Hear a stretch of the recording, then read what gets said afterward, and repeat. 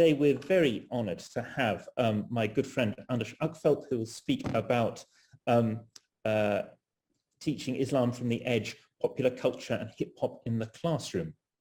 And a number of you have expressed how much I see from comments that people make online, how much students respond to the use of music and art in the classroom. And there have been a couple of papers on similar issues already, so I think this is an ideal opportunity to engage with those themes now.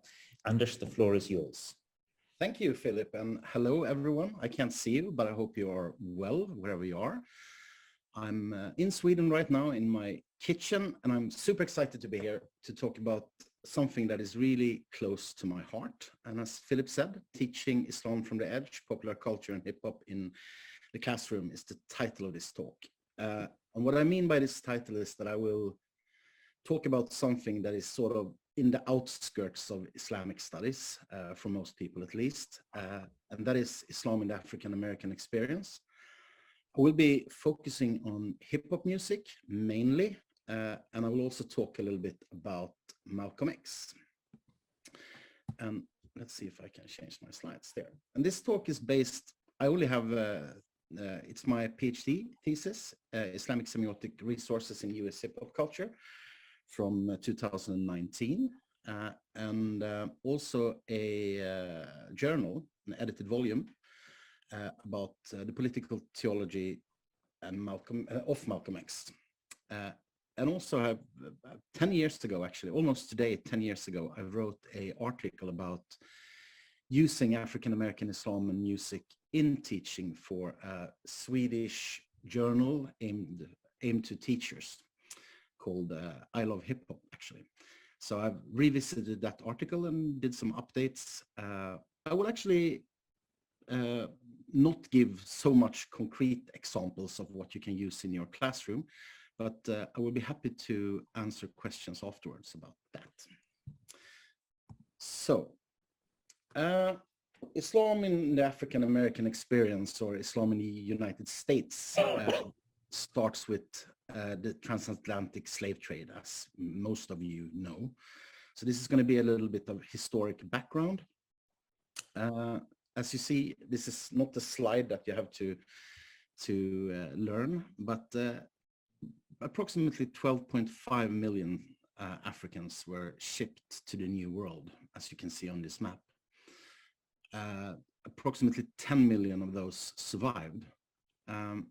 Only nearly 400,000 were shipped to the United States. And for the past 30 years or so, there's been an ongoing or quite intense research in Islamic studies on the Muslim slaves. And there are several estimates on how many slaves that were brought to the New World, but let's say it was between 10 and 15% that were Muslim. And these Muslim slaves often worked in high position at the slave plantations because they could read and write. They were well educated. And up until maybe, let's say 30, 40 years ago, the consensus among scholars was that the slave owners managed to sort of eradicate all traces of Islam among these slaves. They got new names, as you know, and most of them became Christians. That was sort of the traditional story. But recent years of scholarship has shown that actually these slaves had different strategies to keep their old religion, and that is Islam, alive. I have one example here.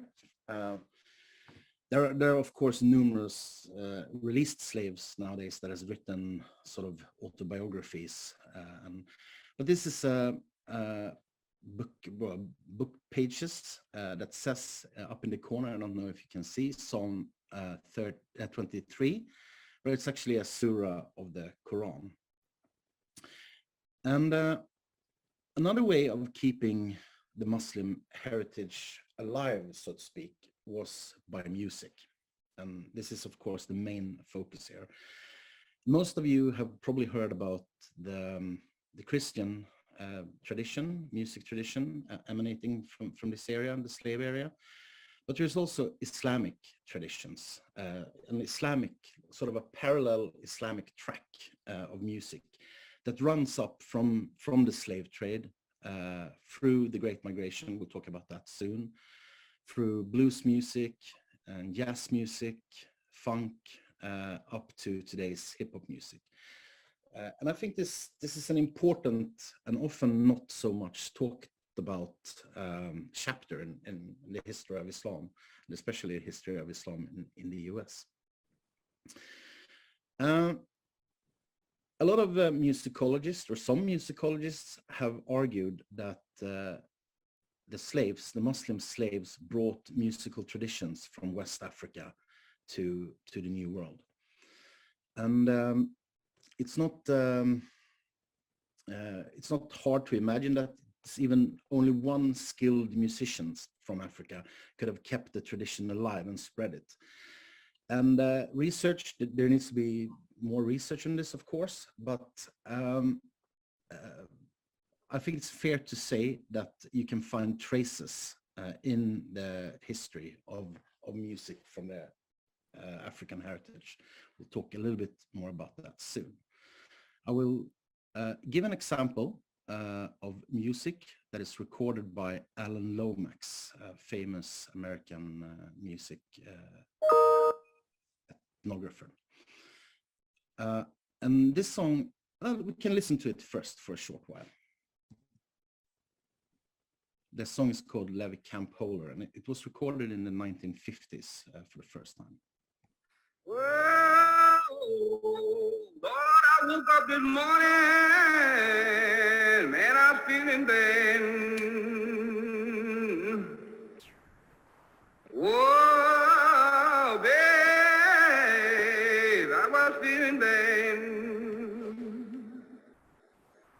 Well, I was thinking about the good time, Lord, I once have had.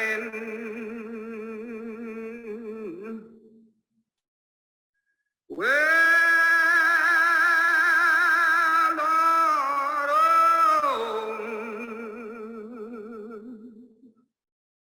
oh, she brought my breakfast this morning, and she didn't know my name. She didn't know my name. He said, give it to the long line skin of Hain.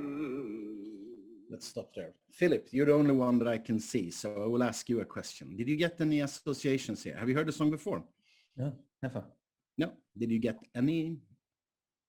No. A lot of ethnomusicologists. Oh, here's a face that you don't want to say anything? You want to turn on the camera? Yes, no? No. A lot of ethnomusicologists connects this song. I'm not a musician myself, I should say, which the word should be happy for. Connect this song to the Islamic call of prayer. It has the same melismas, the same note structures, the long wailing sounds. Whatever it's true or not, I don't know, but it's been discussed both by academics and also it's very much alive within the African American tradition, that there is this heritage from Islam that lives through music. Came from slavery. There are also other traditions, but I think it's fair to say that the one that is most discussed is music. Very briefly, I'm going to talk how Islam then spreads and what happens with Islam in the US, in the Americas. We have the Great Migration from around 1910 to the 1970s, which is basically when the newly free slaves are moving up to the big industrial cities in the north, the west, and the east coast.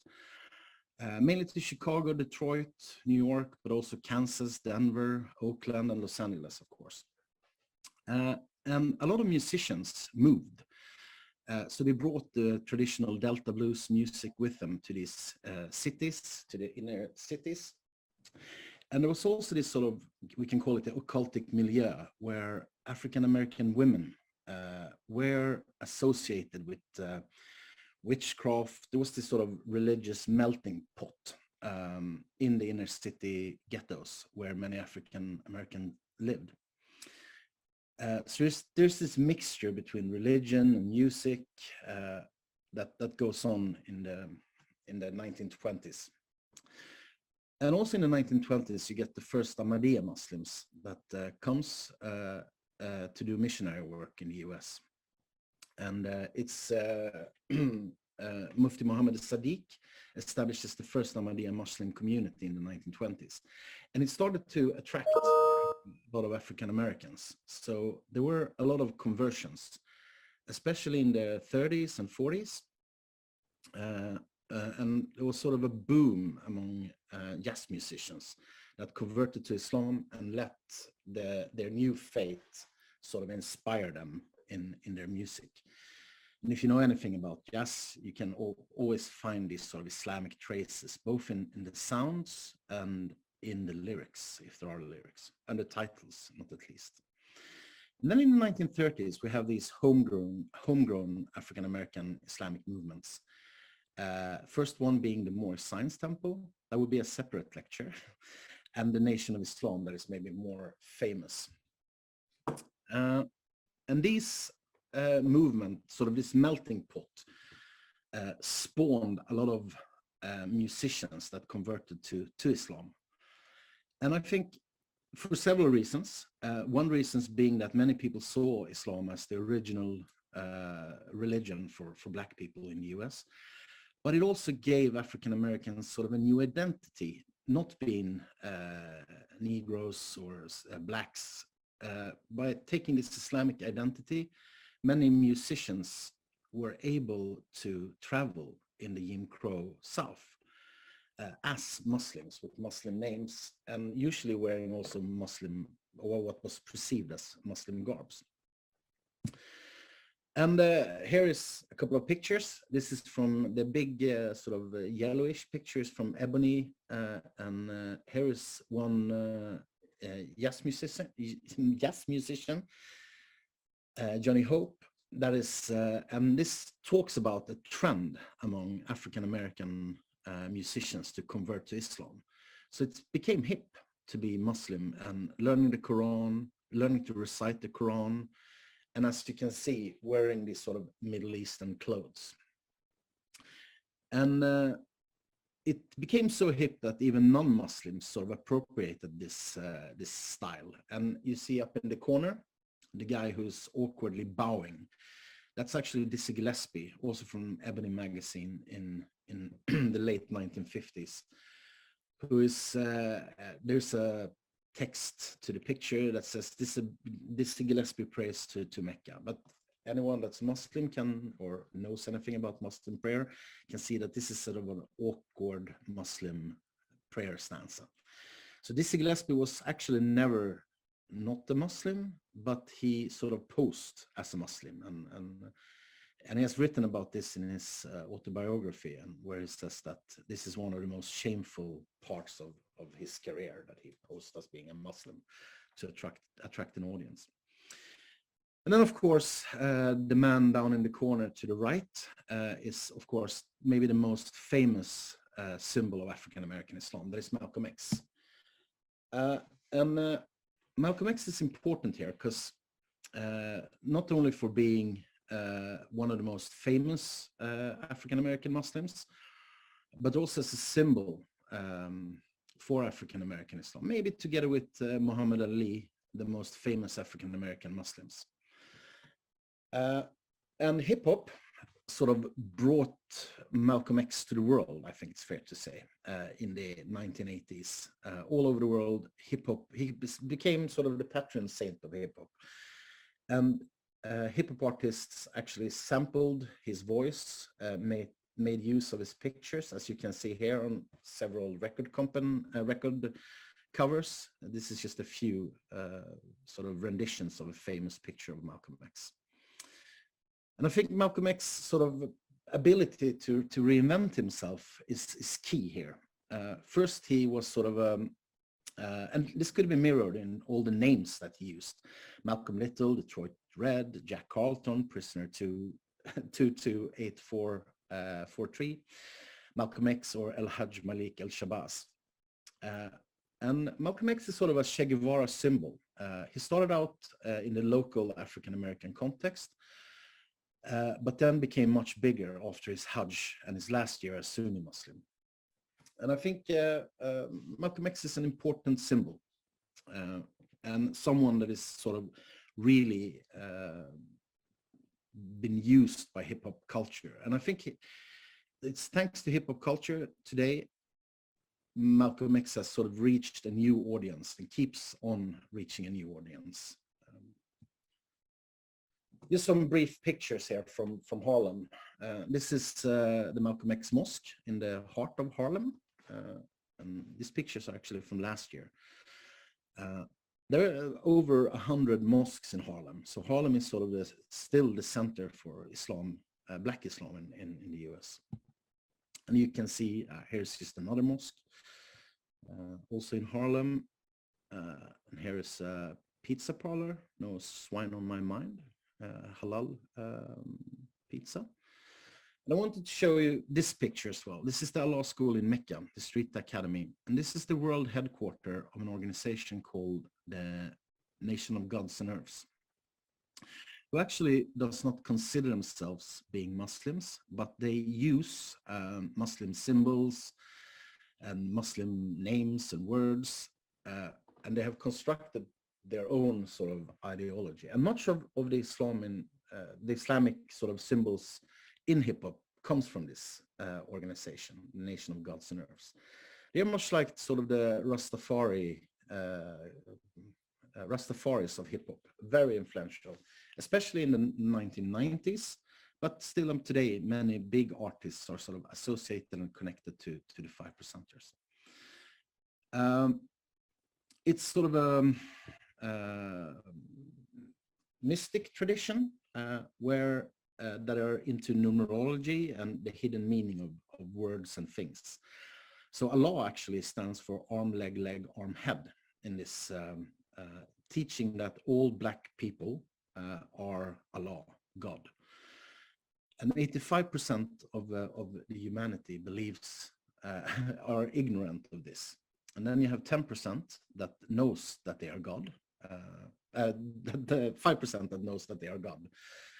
The Black man is God. And then you have another 10% that are sort of knows this, but trying to hide this fact for the ignorant 85%.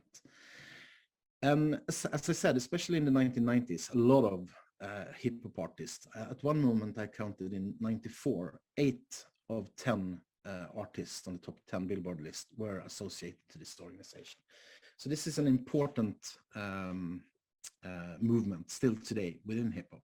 But as I said, they don't consider themselves to be Muslims, but they still use these sort of semiotics, if you may. Mecca here, for example, they said Allah School in Mecca. Mecca is the same as Harlem. Bronx is the desert. Brooklyn is renamed Medina, and so on and so forth. So they're using this Islamic heritage.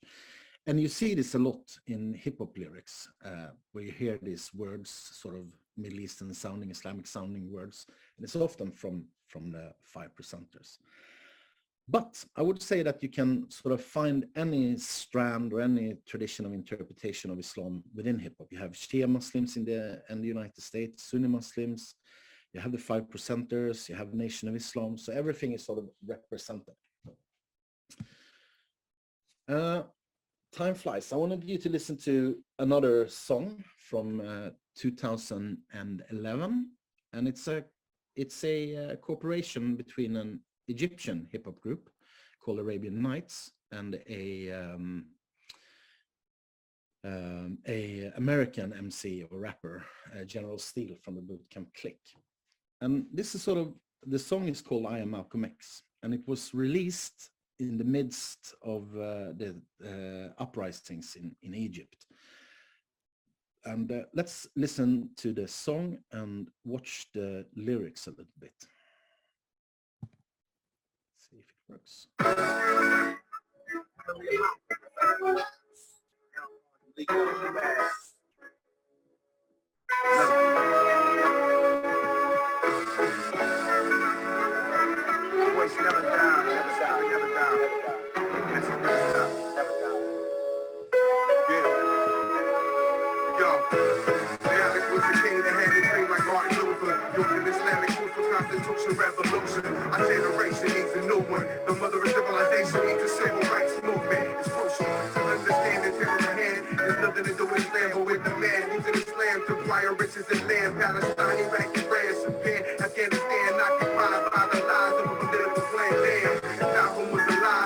We awaken masses, but they asleep learning his story in history classes. And our story defeated by the fashion. Never learned the beast that was rocked by the callous. 800 years of knowledge taken for granted. Let alone with the Greeks stolen the real Islamic. Arrow in the pharaoh's raised wisdom on the campus. Made a name in the desert, made a slave to their masters.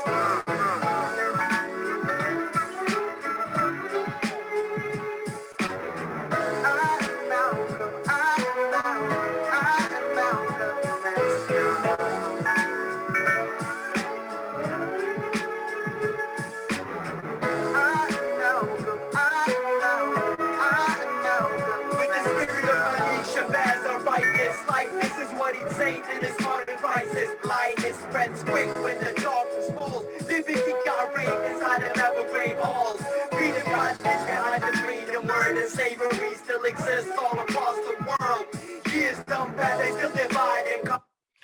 I think we stopped there a bit, but despite the video's poor quality, I couldn't find a better video. You can see that what the artist is doing here is that they are connecting the civil rights struggle in Selma and Alabama and the Million Man March with the uprisings at Tahrir Square by using Malcolm X. And the name of the song I Am Malcolm X is actually a phrase used in the end of the biopic made by Spike Lee in 1993, I think, maybe 92. In the end of the movie, the newly released Nelson Mandela is standing in a classroom in Soweto in South Africa and saying, I am Malcolm X. And then the kids are raising up in the classroom, also stating, I am Malcolm X. Very brief, time flies. Very brief to sort of round off this. Why is this important, one might ask? And I think, as you see here, you see a picture from Sweden, actually, a couple of years ago. There was this organization called Pantrarna that were inspired by the Black Panther Party that sort of mixes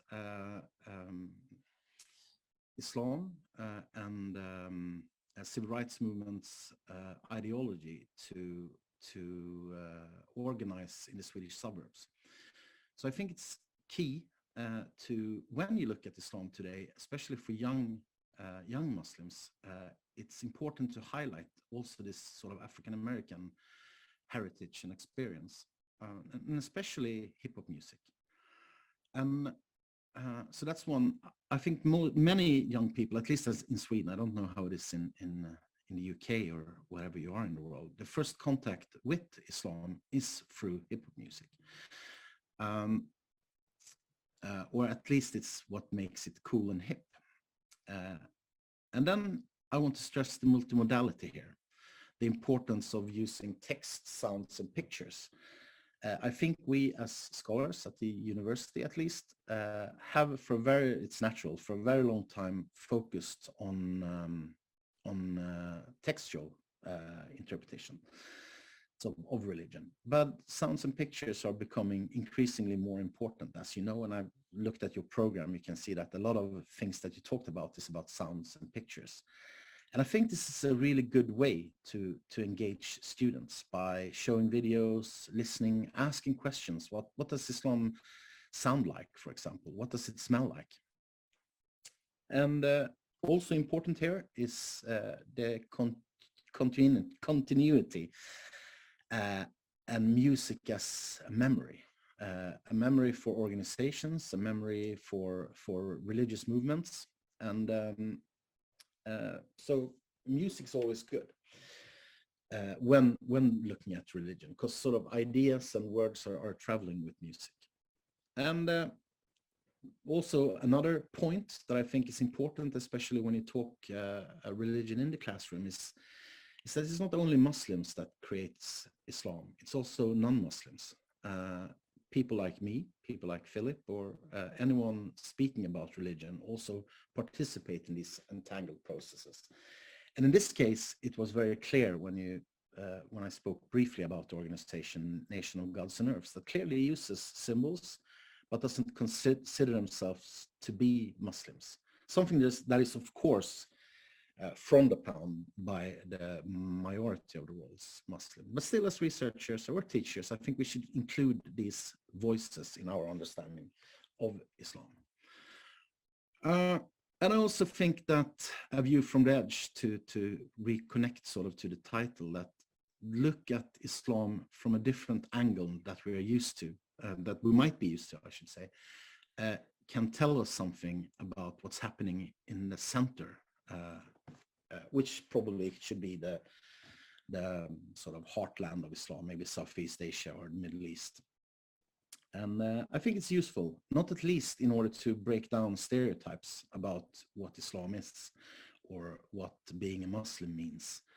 And I think that a lot of students, at least in my experience in Sweden, a lot of students much more easily identify with this sort of this form of Islam, or these forms of Islam, rather than sort of the five pillars. We have a couple of more minutes, Philip. I have, right? So I want to play one last song. I saved it as a sort of bonus, so I will jump over my goodbye slide and jump to a song. Here you see a rapper called Mos Def. He's sort of more my generation, but he has recorded this song where he uses the voice of Malcolm X, and he samples a Turkish protest singer from the 1970s. And the words doesn't really mean anything in the song. It's the sound and the samples that sort of connects the marginalized urban poor in the US with the marginalized groups in the Middle East. And I think this is a fine way of ending this presentation. Bismillah ar-Rahman ar-Rahim. You're living at a time of extremism, a time of revolution, a time when there's got to be a change. People in power have misused it, and now there has to be a change, and a better world has to be built, and the only way it's going to be built is with extreme methods. And I, for one, will join in with anyone, don't care what color you are, as long as you want to change this miserable condition that exists on this earth. Thank you. I like that, I like that. Let's go. Ecstatic. Ecstatic, ecstatic. Classic. Flow. Super magic, black origin, punch me out of dopeness. Definitely out of dopeness. Sketch another opus. Knock off your set, Brooklyn. We keep them open. The heavens expand. Stars of fans, the lucky man. Hold your hand, healing power like bang. Snap, I rebuke these snitches. We know the truth, you can't confuse me, bitches. Great name, greater than all your riches. God, Dante, Flacco, Bay, that's the business. Repeat, I rebuke these snitches. We know the truth, you can't confuse me, bitches. Strong magic to bust all you with your Cherokee Chief. Rock a bunch of rocket, no stopping, let's get it. Yeah. You're now rocking with the devil.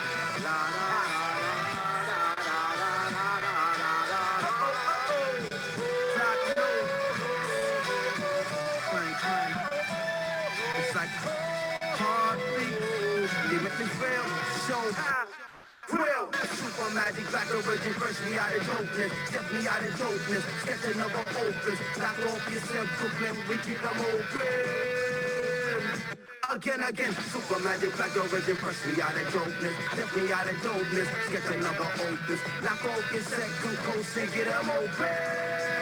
Give it here, let it go.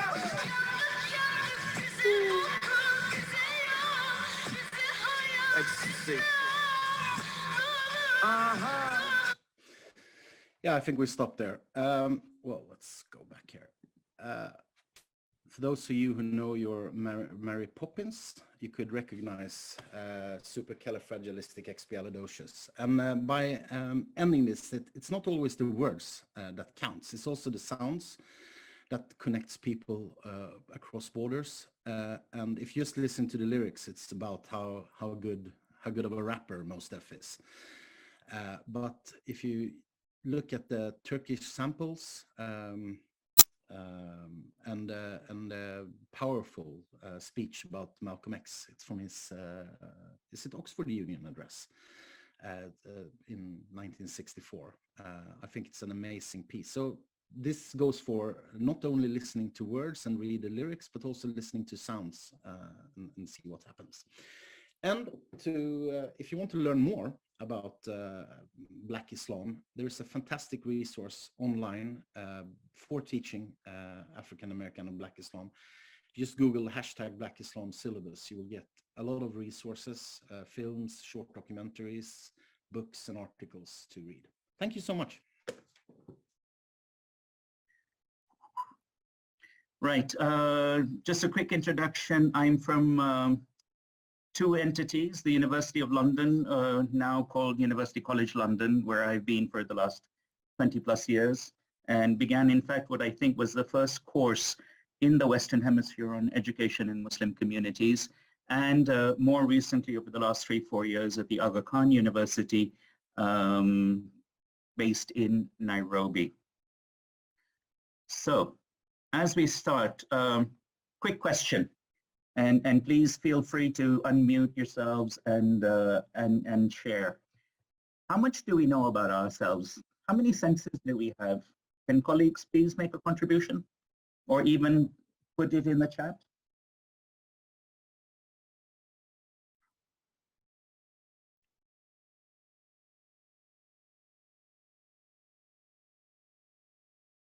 I can see participants' names, so I'll have to pick on you if you don't give me some comments. Right. Thank you. 5 senses from Philip. Any other comments? Yeah. Samia, Rosina, everybody's agreeing on 5. Well, as a biological entity, we believe we have 5 senses, because Aristotle told us.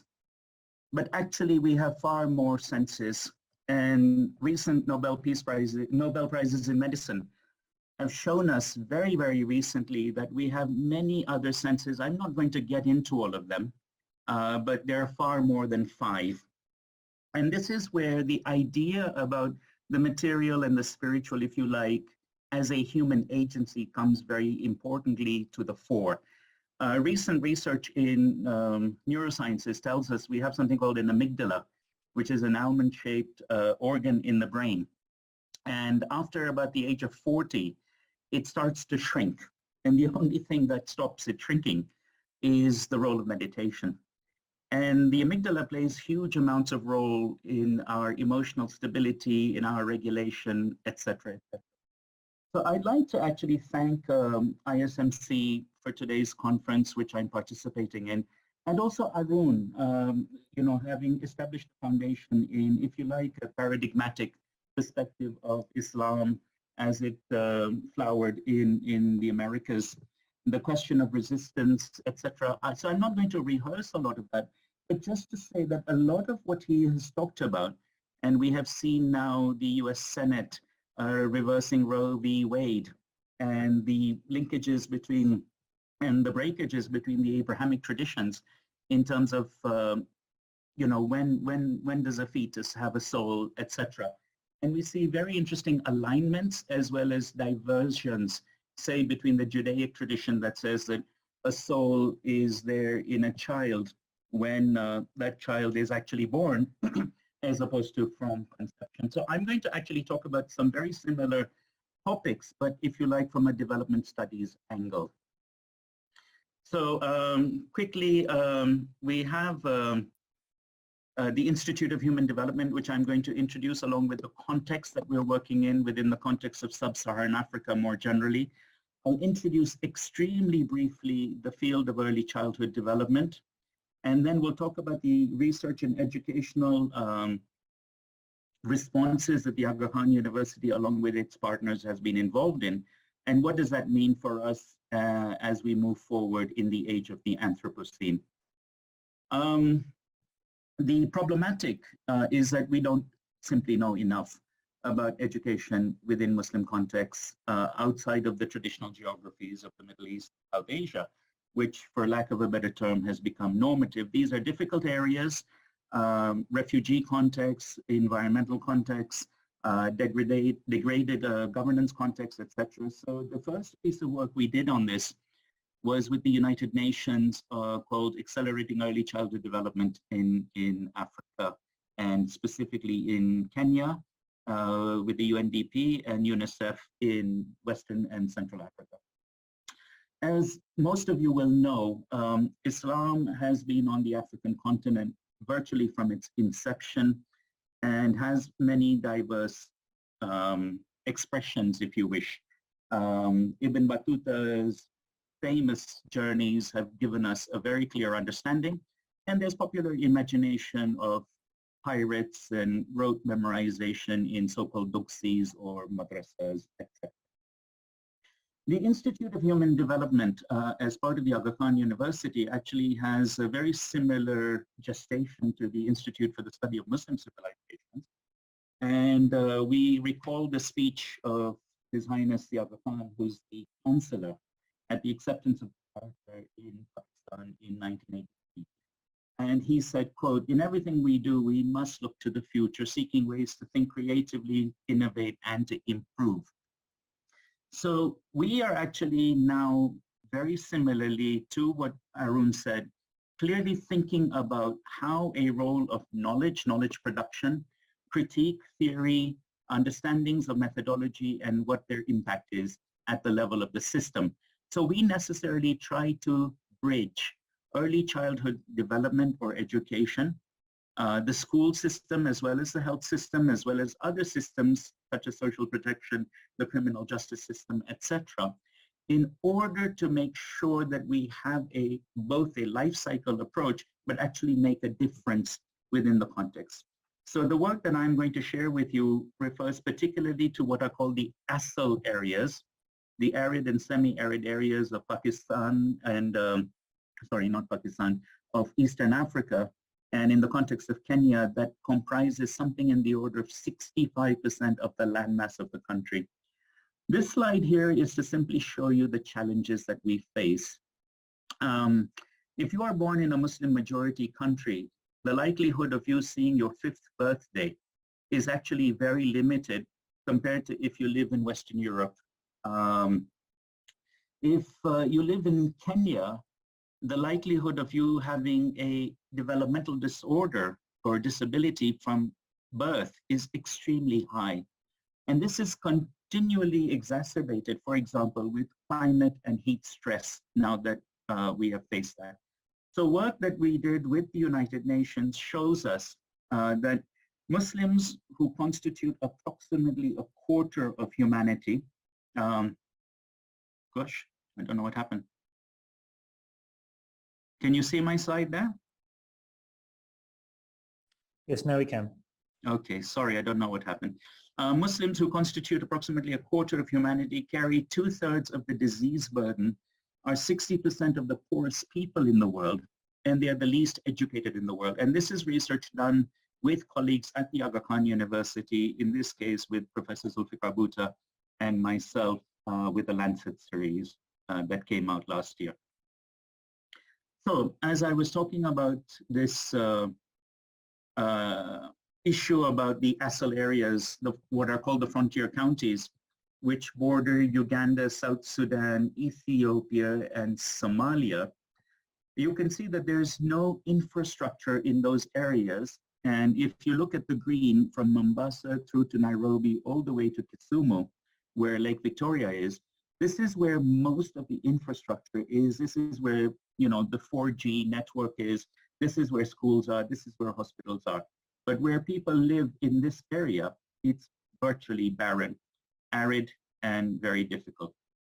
And this exacerbates the various inequalities that Arun was talking about, race, gender, ethnicity, etc. And so we need to now think a little bit more about identity, about culture, about context. As we think about these, we are challenged by what is now the age of the Anthropocene, according to the United Nations. This is where human beings are having more of an effect on the biosphere, the Earth, than the biosphere is having on human beings. And we face 5 major challenges. Demographic change, so Africa is the youngest continent, urbanization, climate change, conflicts and protracted crises, and what are called frontier technologies. So what you see, the bottom right slide, this is a silicon chip that is interfacing electrochemically and with a mouse neuron. Gary Kasparov, as some of you will know, was the last human champion of chess. After him, there's never been a human chess champion. It's always been AI, Deep Blue, etc. And a colleague that works at Harvard and Stanford, Atul Gawande, wrote a very important book called Being Human or Being Mortal, which is what are the limits of keeping people alive? And this then all takes us to the educational problem. And this quote from Ralph Wolf is very, very interesting. We are responsible for preparing students to address problems we cannot foresee with knowledge that has not yet been developed using technologies not yet invented. And in the context of East Africa or Sub-Saharan Africa or Kenya, I took the bottom two pictures in the span of 3 days between each other. There's a boy, a 10-year-old there, herding his sheep and cattle, and another child who is approximately 6, 7, 8 months old, who is interfacing with an iPad. So this tells us that as we move forward as a global humanity, where is it that we belong? What is it that we bring from our heritage? What are the connections and the aspirations that we need to establish? And where is the evidence that is pushing us forward? Ideologically, in the context of Eastern Africa, Sub-Saharan Africa, again, as Arun said, you know, when we think about Islam, we don't want to objectify this research space. We want to make sure that people have a perspective of what is happening. And as we move forward, we have to take the histories, the decolonization, the independence movement, the heritages, and if you like, the myths all together. I'm just going to say two things here. One from Amartya Sen, who won the Nobel Prize for Economics, a professor at Harvard. He says that one of the big challenges that we face in development is the idea that we are forever fighting identity politics. And he says that there is no one identity. We have pluralistic identities, we have embedded identities. The other is the work from a Nobel Prize winning economist again, but who is a psychologist, called Daniel Kahneman. And he shows that we actually are two people in one, or two consciousnesses, or two selves in one, if you like. One is the experiencing self and one is the remembering self. I bring all these issues up simply to say that a lot of the ideological constructs that we get from cultural scholars, if you like, is who are we? And I think in the context of education, we identify very much from the perspective of we are individuals, we have autonomy, we have a perspective that we live alone and we die alone, the idea of mortality, and this comes from Habermas's work. Whereas what we are actually finding in the context of Eastern Africa and many other contexts is a concept of natality. And this actually comes from Arends's work. And this is very, very interesting that when you look at that, a child, and the research that shows us from early childhood development is that a child is actually ensconced, embedded, in fact, physically and consciously, actually part and parcel of that context in which that child is born. Most importantly, the brain waves of a child mirror that of the mother.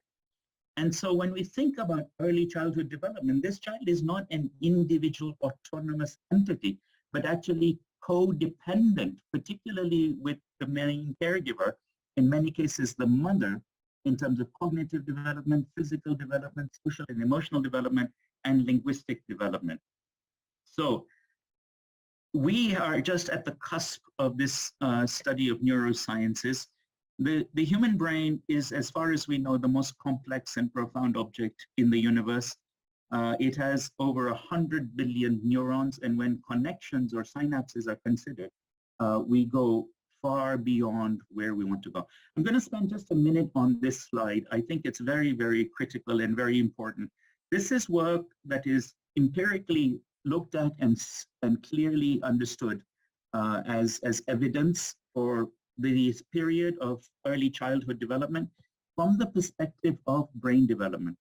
So when we look at our senses of vision, vision is actually starting whilst the child is in the womb and continues all the way until approximately, age 3. And then it is established. So by the time the child gets to school, vision is not being developed as a sense, if you wish.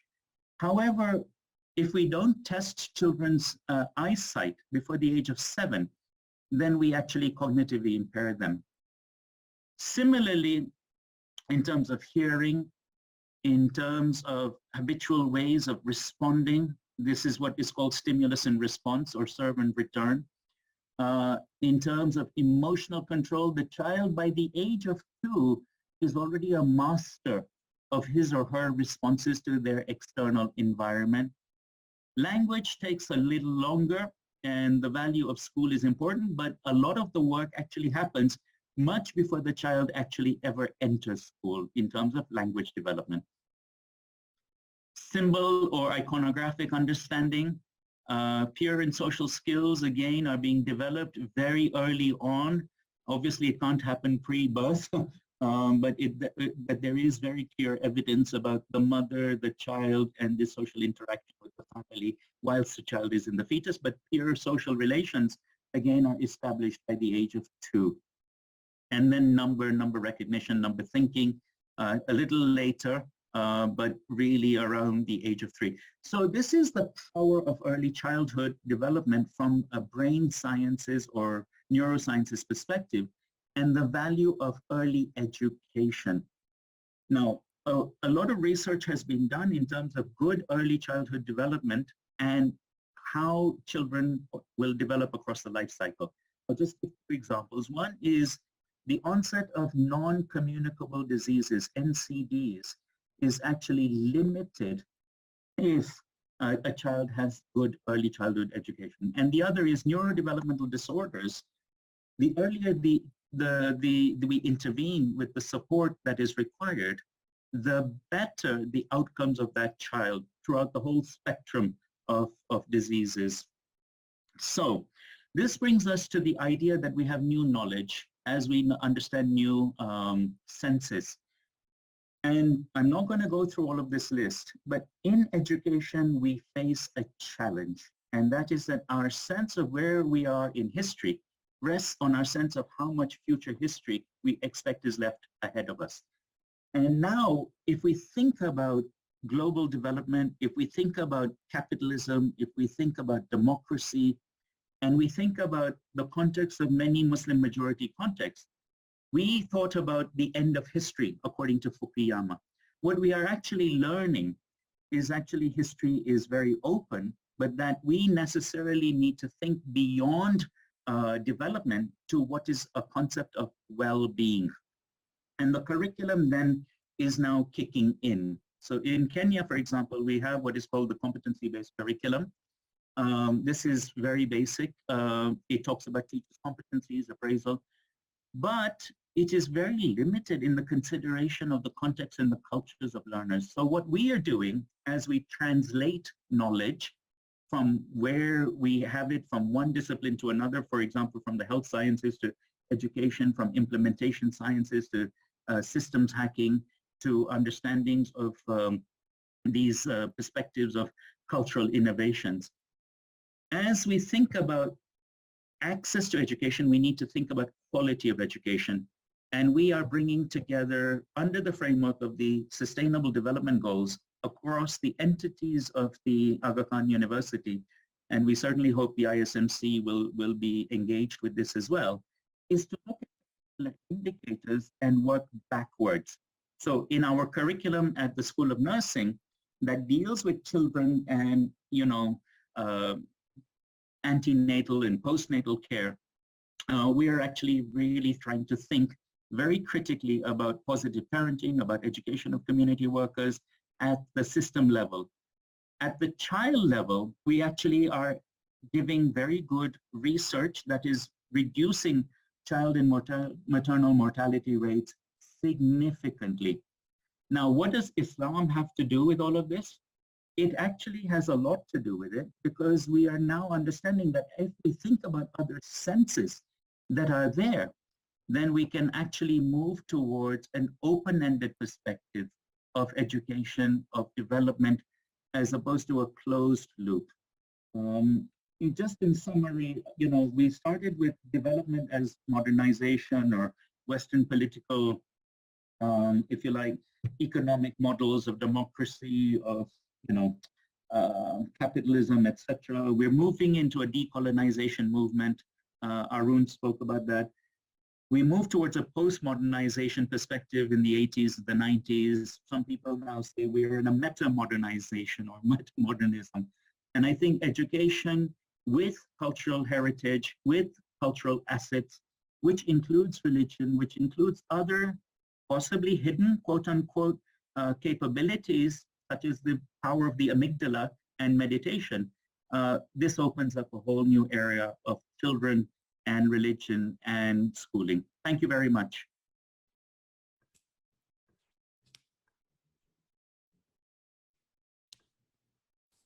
So, all right. Salam, good morning, good evening, good afternoon to everyone around the world. It is me, Anisha Lakhani from Australia, Sydney, Australia, and I have my friend here with me, Anar Amin from USA. And from two corners of the world, we are going to talk about the third corner of the world, United Kingdom, and the classrooms in United Kingdom, and the curriculum that is being taught in United Kingdom. So our presentation today is titled Redefining Religious Literacy in Secondary Mainstream United Kingdom Classrooms, where we have taken a case study approach to understand the way the RE curriculum is taught in the secular schools in United Kingdom. But before that, let us introduce ourselves.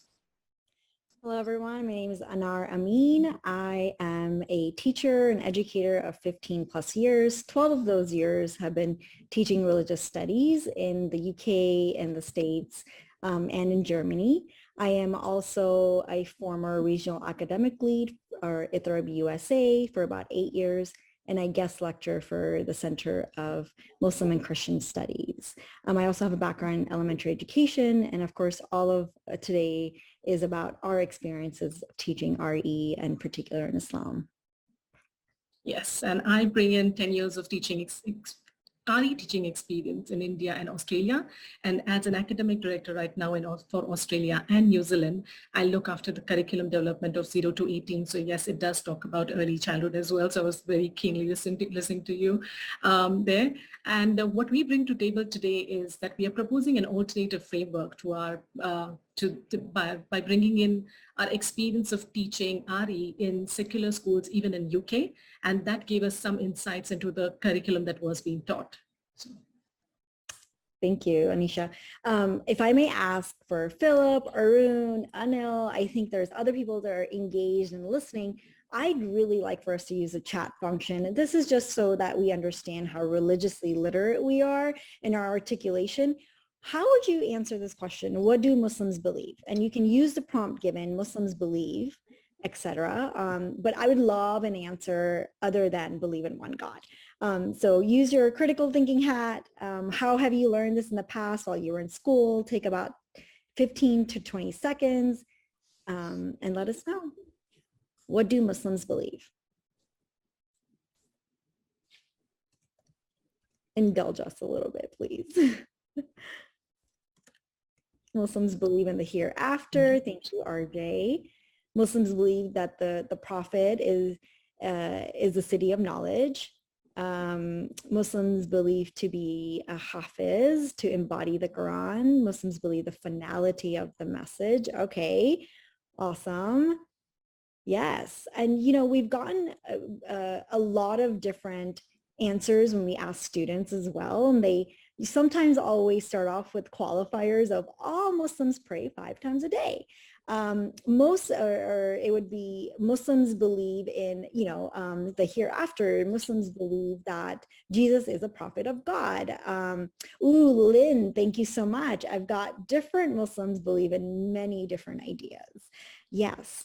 And I think that the point here is, and thank you so much for indulging us. The point here is that are we religiously literate enough to be able to articulate a particular answer in a particular way, right? Does it inculcate all the diversity that even exists? So let's see what religious literacy actually means. And this is from Diane Moore. Yes, so Diane Moore coined this term, religious literacy, and she came up with these three basic principles. If you ask yourself these questions when you were responding in the chat, were you thinking about Islam being internally diverse, or were you making a blanket statement saying that all Muslims believe ABC? And was it like a blanket statement, or were you thinking of some internal diversity within Islam? When you were typing those sentences down, were you thinking of Islam over time, or Islam frozen in one time and place? Or when you were typing those sentences, were you thinking of Islam in a cultural context or in isolation? So if you were thinking of all of these, congratulations, you were already religiously literate, but now we were looking at how religious literate are our secondary school students who are given these kind of curriculums in the secondary school. So what we did is we tried looking at some of the curriculum textbooks for secondary students, and we came up with a lot of text and images, but just to show you a snippet of one, there's this image right in front of you. So as you're looking at that, what image does it give about the way Muslims dress up? If you look at that image, what kind of architecture is represented here? From what we understand, it shows one particular representation of Islam just by showing this image. To give you more context of this image, it was on the page of Zakat, and where does the money of Zakat get utilized? And this was the image which was shown there. But I think it kind of sometimes what we were thinking is the way it is representing Islam. So just taking an example of the piece of architecture here, usually when we think of Islamic architecture, it's domes and minarets. But if you look at the variety of places of worship in Islam or Islamic architecture, it may not be domes and minarets, but much more, and which still represents the place of Islam. If we talk about mosque, we can think of Taj Mahal, which technically is not a mosque but a shrine, but it does have a dome and a minaret. So what is then representational of Islam? How do we represent Islam in that case? And I think somebody in the chat wrote that they're prescriptive images, and you're right. If you take a look at this, it does give you one view of what Islam looks like, right? And to Anisha's point, what if Islam actually emerged out of China, right? You have Muslims that live in the West. You have Muslims that live in Australia and the US. Do I see myself in this? Are we represented here as well? So we also looked at the UK secular revision guide for the exam that the students have to take. And this one in particular is the list for Islam and what they're supposed to learn and know and walk away from. And this was the list of beliefs that they had given. So if you notice, we have the differences within Islam, Shia and Sunni. We have the concept of Risala, which goes under authority. You have the mention of Prophet Adam, Prophet Ibrahim. But is this a holistic view? Is there something missing? We have Prophet Noah and Prophet Moses as well. We also have authority in the concept of imamat, mediatorship, intercessorship. I'm happy that it mentions Sunni and Shia both, but it doesn't really show any other diversity in that. If we are to have the students walk away with this generalized view, right, in this bucketed list of what Islam is, it doesn't do justice. Right? We don't have a whole understanding of all the different diversity that exists out there. Diane Moore said, right? Like we have this internal diversity, but you also have different interpretations and different practices within a particular time and space as well that have evolved. So you also have a list of practices that were given. Now imagine 1.8 billion Muslims around the world. There are as many Islams as there are as Muslims. Right? Does this capture all of that? Does this capture the diversity of 1.8 billion? You've got the 5 pillars, which, in my humble opinion, that's only one framework of introducing Islam. It's not the framework, right? There are other frameworks to introduce it. And when we kind of limit that these are the 5 things that all Muslims must do, well, we have a reality check. There's other things that all Muslims do. There's other things that some Muslims do. Some of these things not all Muslims do, etc. Right? So, and I think we have to be able to capture that. Even the 10 obligatory acts of Shia Islam, this is Shia Ithnashiri majority Islam. What about the other Shia minority Islams? And the point that we're trying to make here is that the UK curriculum at the moment is not giving that holistic viewpoint, and it's not taking into account the religious principles that Diane Moore has mentioned. And like I think Rosina in the chat, she just mentioned that are we representing the ritualistic Islam or the lived Islam and the lived practices of Islam? So that is precisely what we were asking the question about, that what is this snippet trying to tell us about the curriculum that is being taught, about Islam that is being taught to the secondary students. And what we found that it was giving a very monolithic representation of Islam. And what it tries to do then is it overlooks the theological and cultural diversity which is there amongst the Muslim community, which it denies completely. And then what it does is just kind of box the definition of Islam into one particular way of what they should look at, and not the other believers who might have a different way of practicing Islam. It also gives a very essentialist view of Islam. And what it does is it just objectifies Islam as a thing. And this is what Islam does. This is what Islam does not do. Islam is against this. Islam does not do this. But it kind of objectifies Islam as a religion rather than bringing up the lived experiences of people around. And in addition to that, it also adds to the stereotype and misrepresentation there. Yeah, and I think what the issue here is that not only are you adding to the stereotypes because you don't know the other, right? And you're also othering, but you also have stereotypes and misinterpretations within the faith too, right? So what it does is it adds to, this, very long notion of Shia versus Sunni, but it shouldn't be versus, it should be and.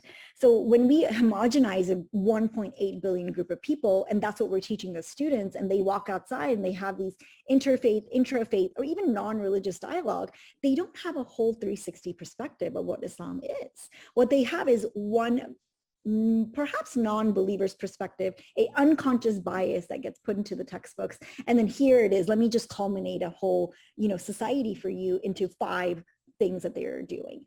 And I think this is very dangerous in my opinion, when students walk away with this type of an understanding. And so what we're proposing here is to teach Islam in particular, or any faith tradition for that matter, with a 3-dimensional pyramid approach. And there's 3 facets to this approach. The first one is religious situatedness. Second is social connection. And the third is chronological evolution.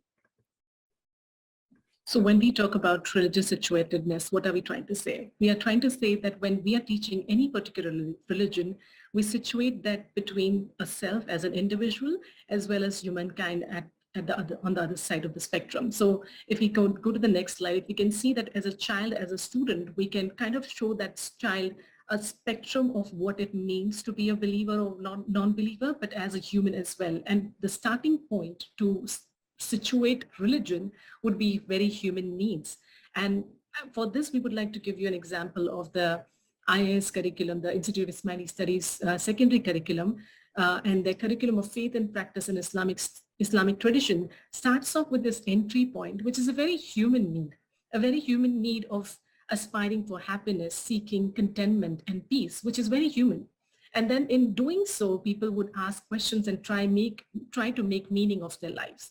They might have a particular orientation towards which they move. They have a vision for life, but all of this is trying to aspire for those existential questions that they would ask. And that becomes a good entry point because that can be like for believers and non-believers as well. And then we can say that, okay, one way of finding meaning in life is through religion, and then we can situate what it means. So let us take an example of what we are trying to say with religious situatedness there. And, Anisha already mentioned this, right? So when the child looks at themselves and then relates to all of humanity, it makes more sense for them. So we're actually proposing another way to look at this is this upside down funnel framework, right? Let's take a look at prayer for an example. Why do people pray? Why do the human society value this sense of connection and prayer with God, right? Like, are we praying to show love and devotion to the Lord? Are we asking for forgiveness? Are we asking for forgiveness through an intercessor mediator to God straight? Are we just ensuring that we understand who we are? Are we getting those answers to those fundamental existential questions, right? And we drop that down to like world religions. So now, if you have a society with faith and religion, what do those religions do in terms of prayer, in terms of forms of prayer, why they pray? So let's take, for example, in Christianity, you have the Lord's Prayer, very common. A lot of the denominations have this. They show love and devotion through that as well. And prayer is an act of the value of faith, right? When we drop that down to Islam, we've got salat, the namaz in Islam. We've got this concept of tawheed, the oneness of God, the uniqueness of God, supplication as prayer. We also have remembrance of God through the names that we invoke. There's 99 plus names in the Quran, and any one of them could be used to invoke upon God. And then when we drop that down to various denominations, right? This is your Sunni madhabs, this is your Shia interpretations. Apparently there's about 72 plus of them. In our example, we teach the Shia, Ismaili, Imami, Nizari Muslims youth. We talk to them about what prayer is, what does it look like, who's the authority here, and we have the concept of imamat, which is the mediatorship, the intercessorship. And then we actually tell them that dua itself, it translates to call. So are you calling God? How are you connecting to God right away, right? What is the purpose of your prayer today? And then you bring it down to self. What does it mean for you in the 21st century as being a secondary student in this class? Why are you praying? What does this have to do with you? How do you bring this full circle back to the human need of having this connection with God? So I think you can do this with any rite ritual concept, right? Start with the human need for it and then bring it down to the self need for it. And I think when you introduce Islam like this or any religion like this, it gives a very, very holistic view. And it also helps you with some character development. And just going back from religious situatedness, which starts from the very basic human need to going to the self, it's again going back from the self to the human need. And how do we define that? Because as an individual, when I have my connection with my prayer, it could be through zikr, it could be through prayer, dua, namaz. I think the way I express it and the way I connect with other human beings, sharing my understanding of my faith, will be a different way of interpretation. And that's where we talk about that how, if we say there are 1.8 billion Muslims in the world, then there are 1.8 billion ways of expressing Islam. And that's where it becomes difficult to say which Islam is right and which Islam is wrong, which is the way, which one do we include in the text and which one do we exclude from the text.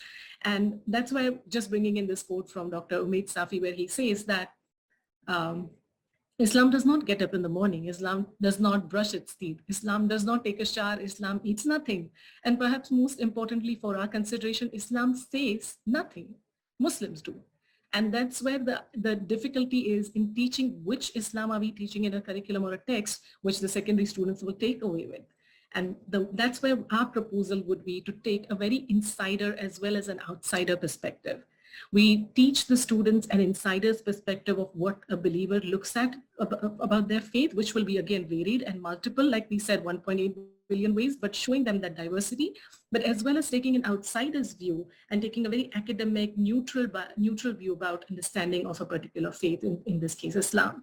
And there could be various forms in which we do that. So for example, we were proposing scriptural reasoning could be one, where where the students can take up the text, the scriptures of each of these faith communities, like a Quran for that matter, and studying the context in which the verses were revealed, the reason why it was revealed, what was happening around it, what does it try to tell the people then, what does it try to tell the people now.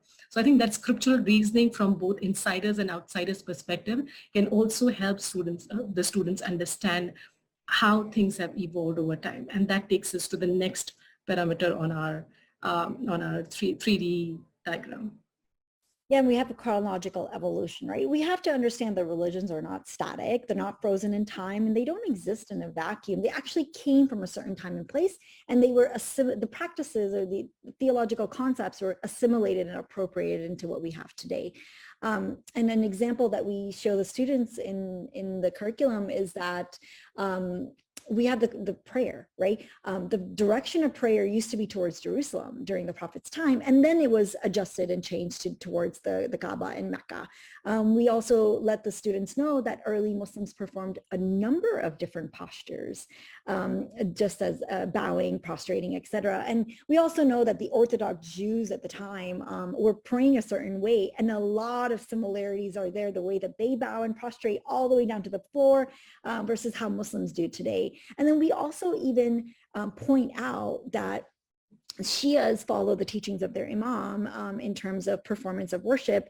And then for Sunnis, they also use the guidance that's given by the ulama, right? Like you want to be able to nuance that there are differences. You don't have to go through every single one of them, but you have to make sure that they understand that there are differences. And His Highness the Aga Khan also says that traditions evolve in a context and the context always changes. We also have the scholar Riza Aslan that says religions are ever malleable. If they don't evolve, they die. And we have a lot of different examples of religions that have been dead for a while, right? Because they have failed to evolve. And that's why the social connection, the need, the religious situatedness, the going from humanity to self, all of these things put into place and with an understanding, and each generation after generation makes meaning for themselves. So once again, we are proposing to redefine how Islam is being taught in the UK secular schools. We want us to use the three-dimensional pyramid approach where we have one facet be religious situatedness, the second one social connection, and lastly, chronological evolution. And by doing this, what are we trying to achieve? The student who leaves this class with an understanding, with this curriculum, with a holistic understanding of religion, which will empower the child to have empathetic and inclusive conversations with believers, non-believers alike. And ultimately, what we want to achieve is this inculcating of a spirit of religious pluralism and developing a positive character of the students. So that's what we want to achieve through this approach. And so I'm going to ask you to use your brains one more time. We're going to close it off, do a full loop. Now that you have understood the guiding principles from Diane Moore, and now that you heard our three-dimensional approach to studying Islam in particular, how would you answer this now? What do Muslims believe? It'll take about 15 seconds. So Philip, Arun, Anil, RJ, Shabazz, everyone that's like commented, I would love to just hear you redo your sentence.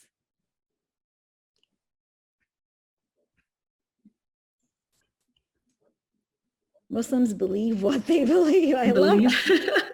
Thank you, Anil. You know, that is so true though, right? To each its own.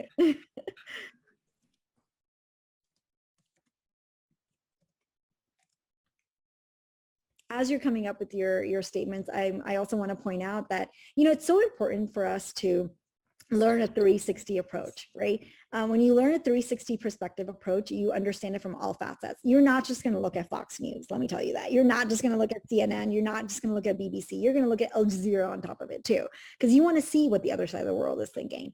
Thank you, Rosina. Pluralistic approach of believers. Yes, Muslims produce Islam. Ooh, Philip, you got your critical thinking hat on.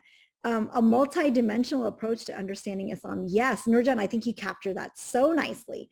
So imagine even the verbiage, the rhetoric that we have when we're teaching the students what Islam is matters, right? Representation matters, making sure that you inculcate and encompass everything matters. So thank you so much for entertaining us and indulging with us. If you have any questions, we'll take them now. Can you see that? Yes, you do want to, you might want to do, can you do slideshow?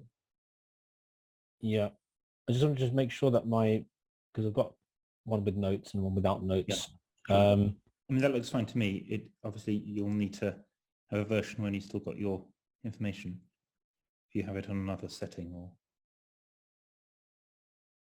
I've got them printed out. It's fine. I just wasn't too sure whether I could have the settings in such a way where I can see the PowerPoint, I can see my notes. Pretty straightforward for PC, if you've got a PC.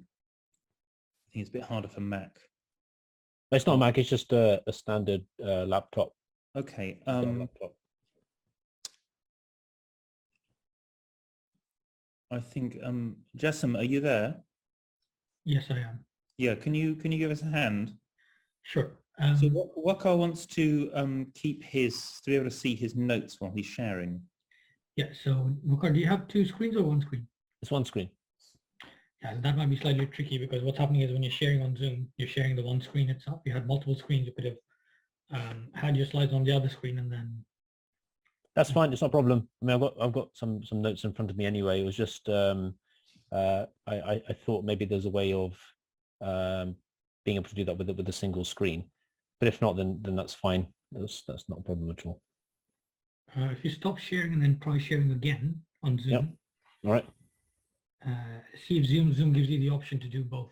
If it doesn't, then let's not risk it right now because we're presenting, so it doesn't make sense to kind of experiment right now. So should I just share my screen again then?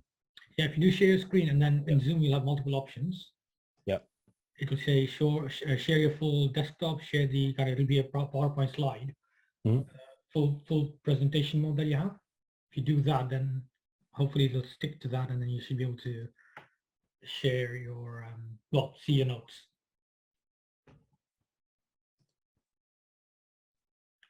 All right, so if I try and do it this way then.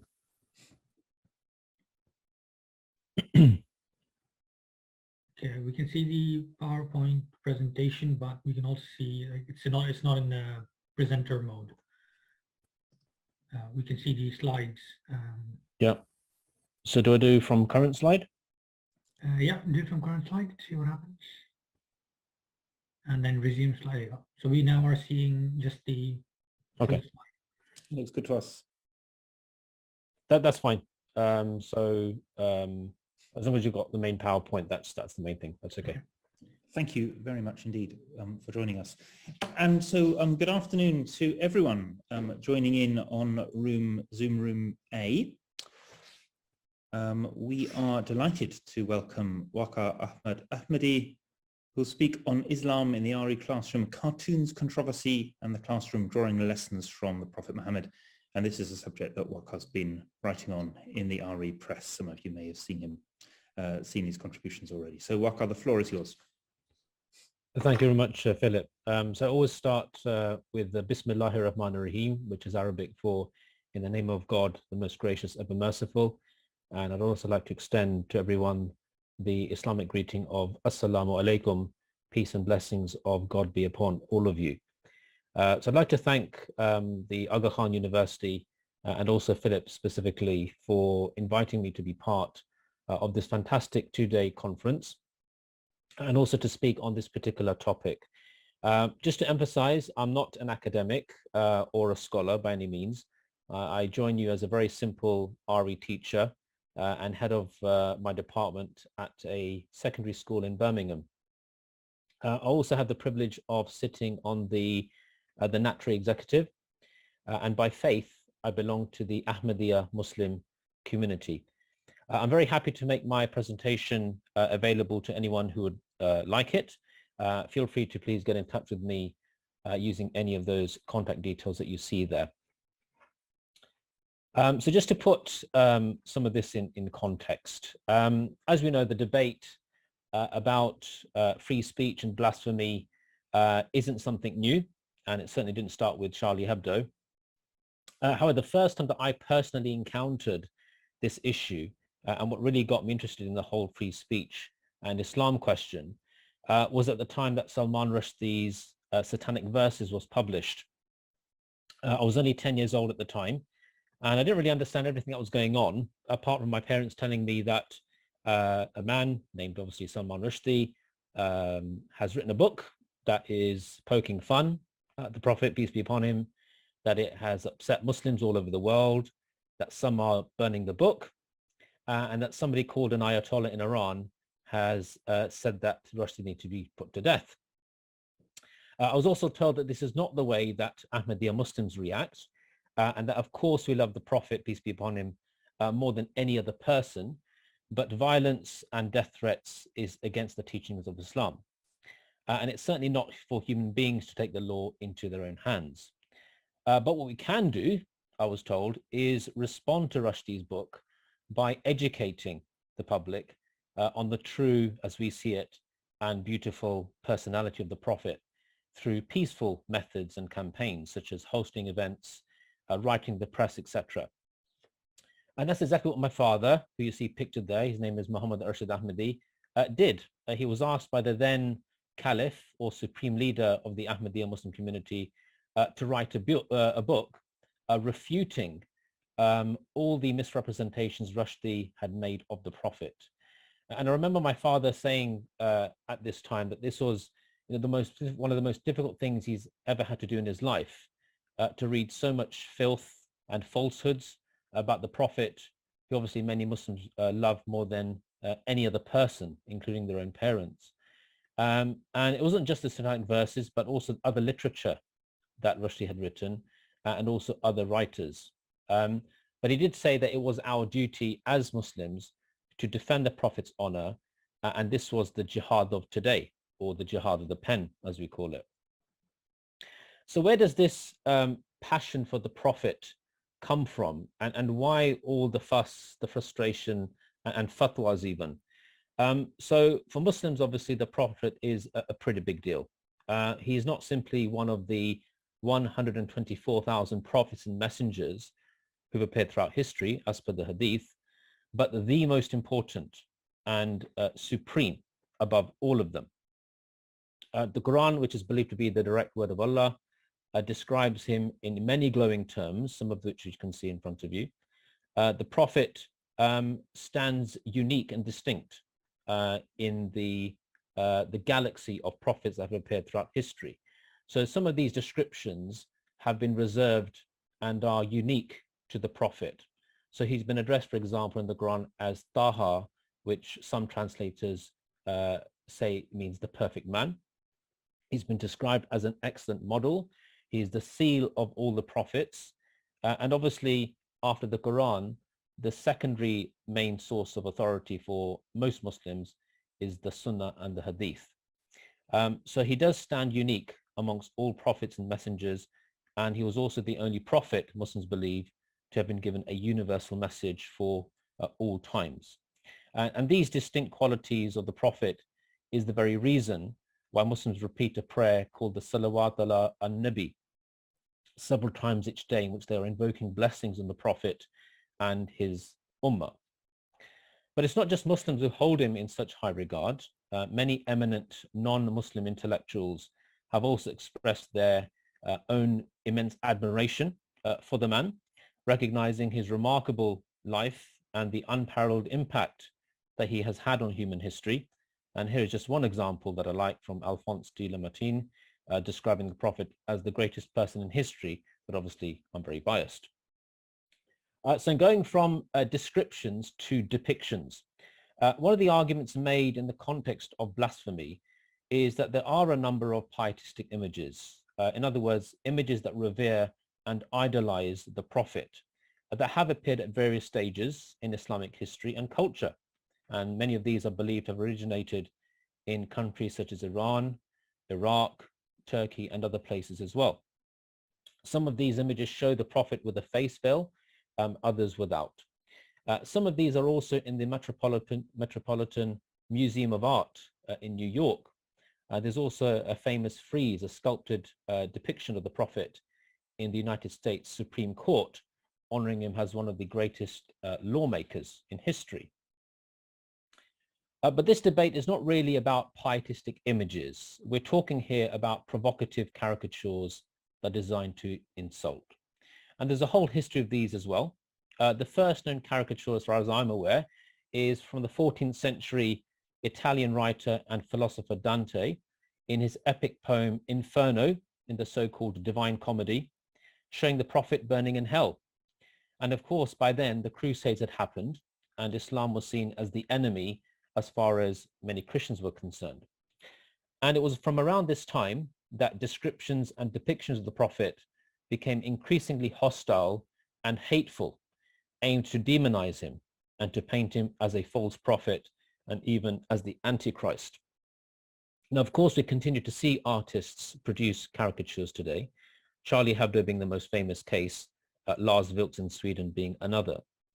And it seems quite prophetic as well that the Quran tells the Prophet and the Ummah generally that a time would come when the pen would be used to malign and mock the prophet, and that this would be an outrageous and baseless defamation of his character.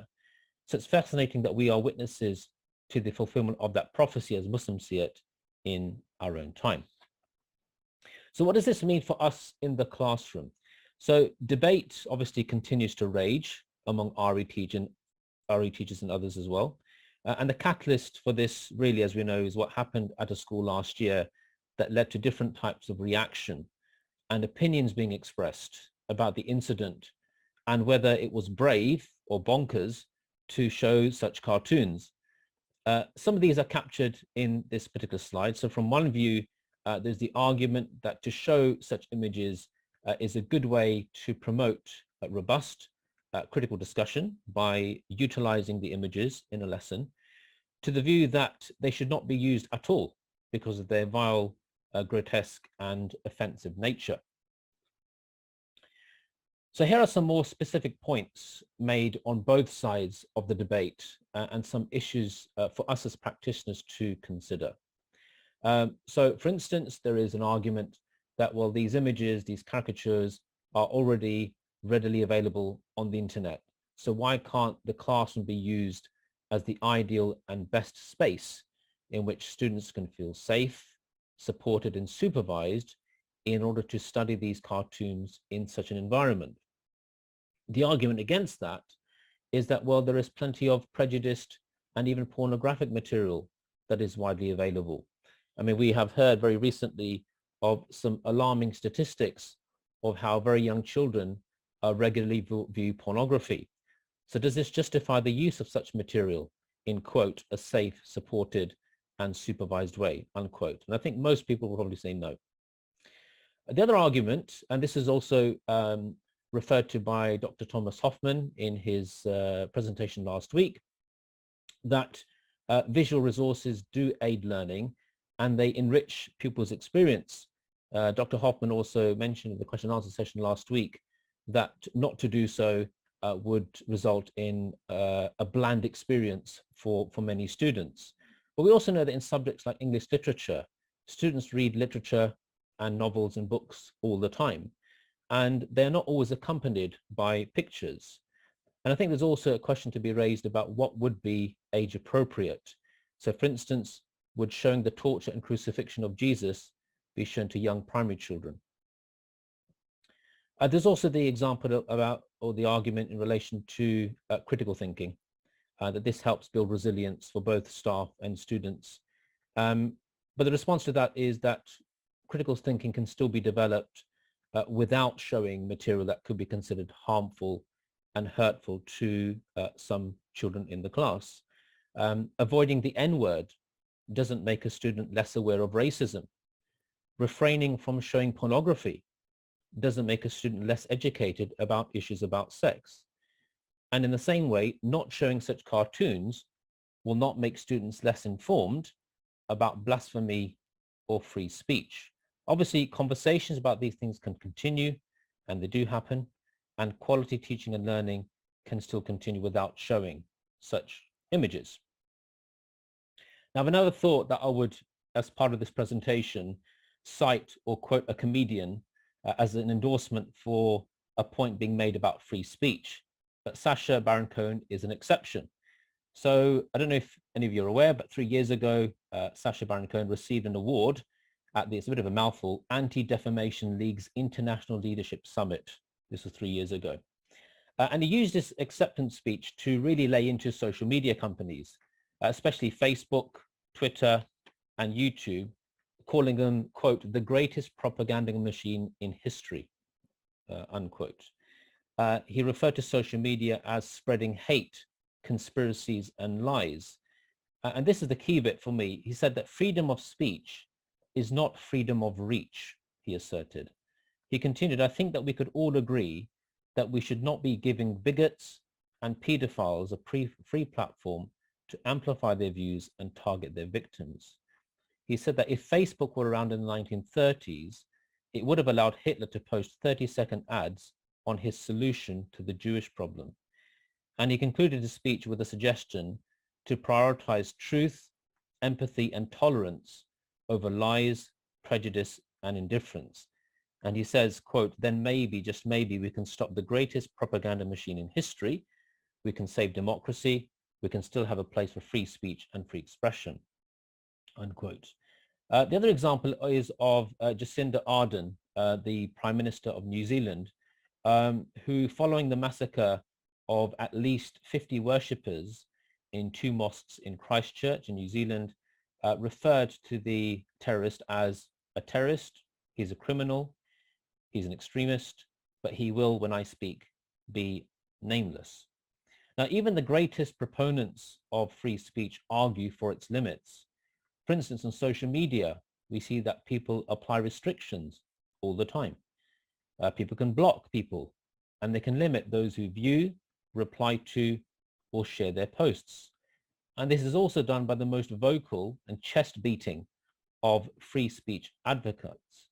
So does applying those restrictions suddenly mean that they have become advocates of censorship? Of course not.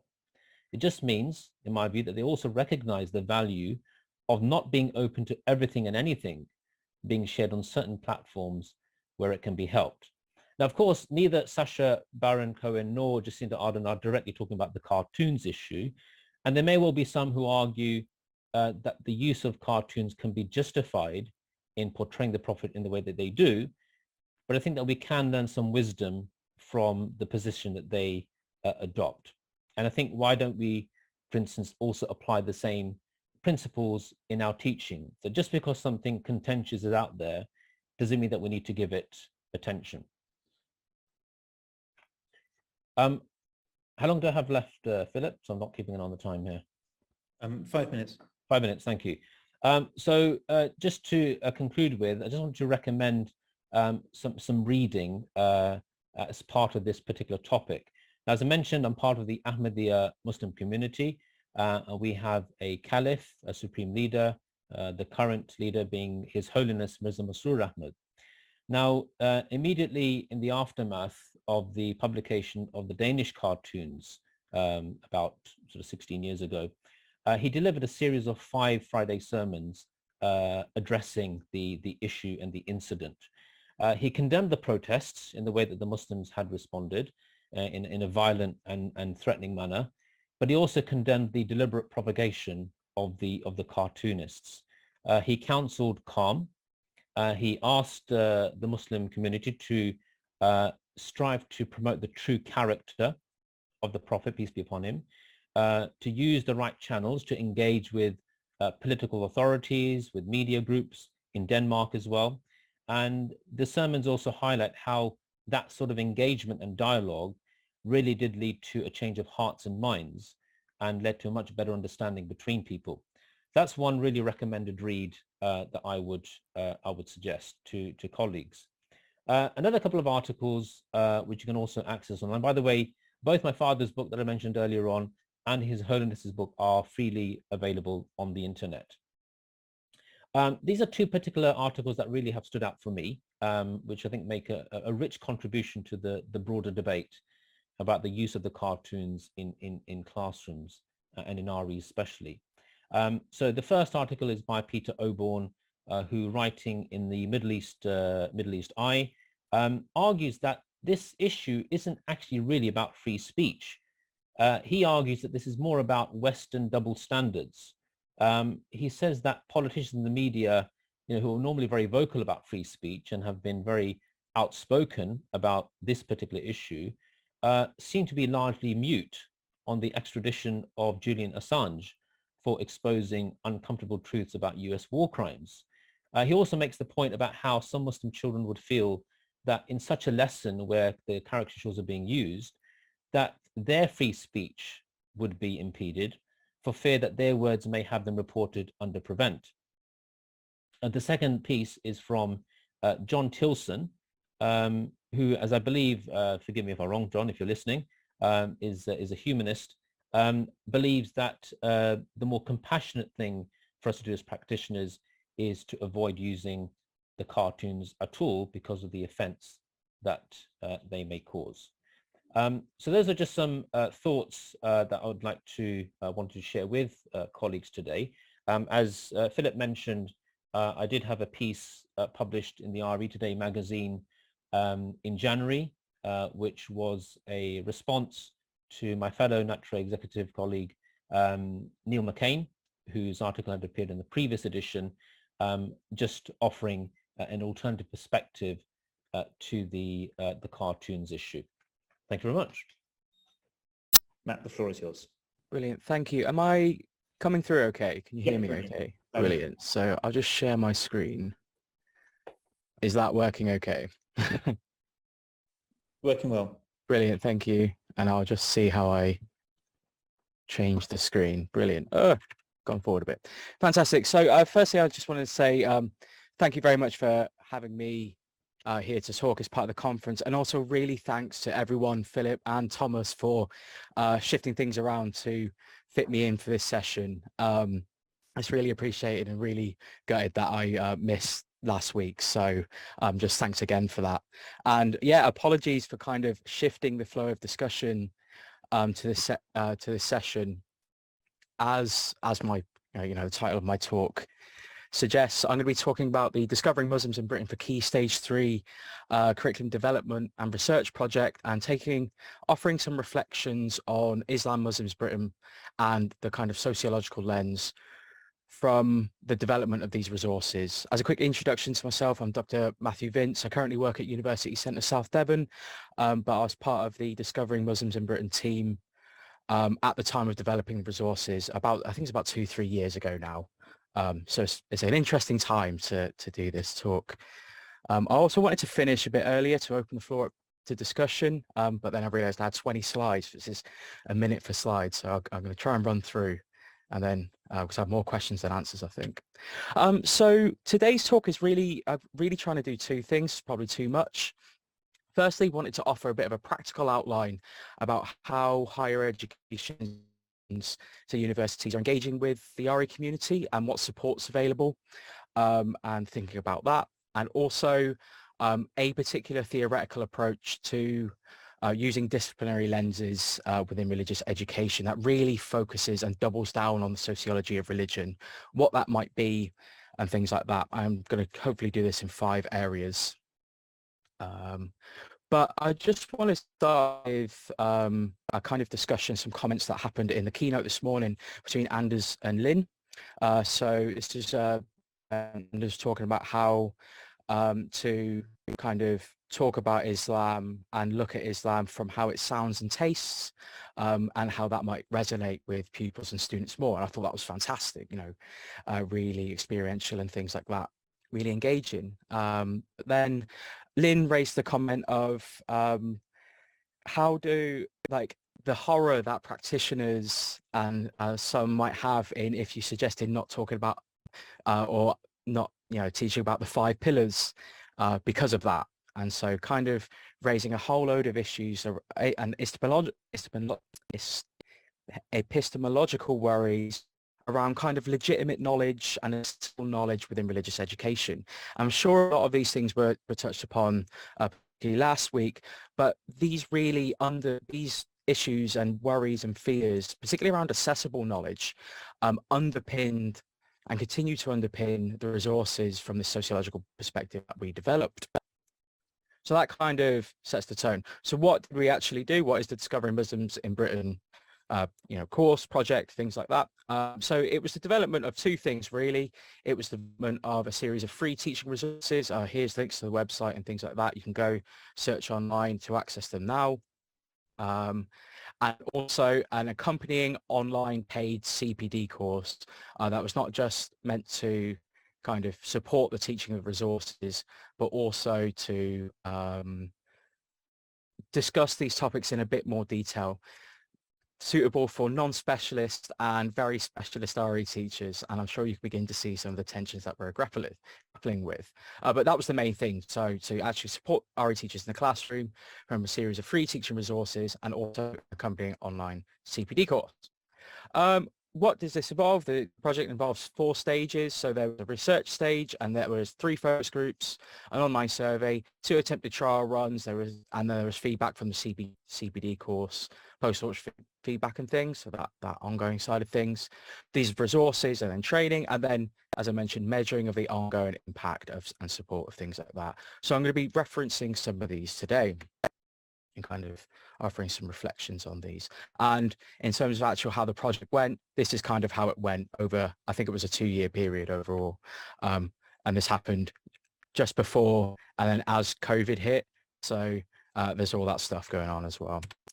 So why this? Why now? Why did we go for this? So a few reasons. So firstly, funding was available for this kind of project. So it was funded by the Jamil Research Program. And what's really interesting in terms of this funder is that there wasn't a focus on just what you might say are traditional academic outputs, but also an emphasis to produce things that would support RE teachers actually in the classroom. And so I think there's an interesting question there about the relationship of funding and what kind of outputs are supported. It was relevant, so it's a very timely political and educational context, particularly in RE. It's happening at a time with the Commission report and also the curriculum for Wales, and generally an emphasis on cross-curricular and interdisciplinary approaches to not just RE, but humanities in general, subjects in general. And so the areas of learning and experience in the new Welsh curriculum are really interesting in that regard. For sharing these kinds of, for creating this disciplinary approach. And as I mentioned, also COVID delivery. So as we were kind of putting this together and thinking about it, the sudden need for resources that could be done offline and online and asynchronously were a massive need. And so supporting RE teachers to do RE asynchronously, for example, was a question that came up. Can I just check that I'm still coming through? Okay. Yeah, that's brilliant. Brilliant, thank you. And so that's kind of some of the wider context going on at the time. Islam itself. So Islam for a long-standing time, not just in RE, but generally within scholarship and things like that, but is particularly vulnerable to misrepresentations as the historical other to Christianity, decontextualized as accounts as referencing Lynn's work there and continued work, particularly, these debates between, and that's what we've been seeing today, between essentialized, plural, authentic representations, that things that teach what should be taught, like this idea of a core of Islam, but then what does that mean, and all things like that. So Islam's been particularly vulnerable to these essentialized representations. And so there's the sense that a sociological approach focusing on lived religion might be a way out of that. And the Commission report highlights that as well. So that highlighting the lived experience of individuals and communities is a key recommendation in general within RE to stop these decontextualized accounts. Also, we got some data and feedback before we started going about this to get teacher senses of what they actually wanted as well in terms of support, and there are some interesting findings from this. So the first thing that was really interesting is that there's a sense at the moment that there was a duty to teach about Islam and Muslims in RE at the moment, and this was mainly to do with the wider hostile socio-political context, particularly in the West, that Islam and Muslims were subject to.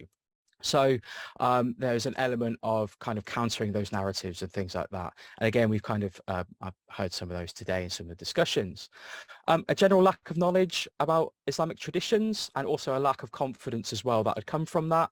And so wanting support from kind of quote unquote authentic sources or accredited sources in terms of support that. And this kind of moves on to the need for access to good relevant resources that were affordable and could fit within RE budgets, and also a distinction between guidance and actual stuff that could be used.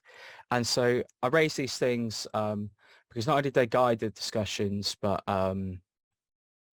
there's questions again to add in terms of the kind of wider resource-scape of the religious education resource-scape, which another one of the quotes was, it could be a bit of a wild west out there in terms of what's out there. I don't know, Edward's talk was about, you know, finding resources and things like that. I'm really gutted I missed that one.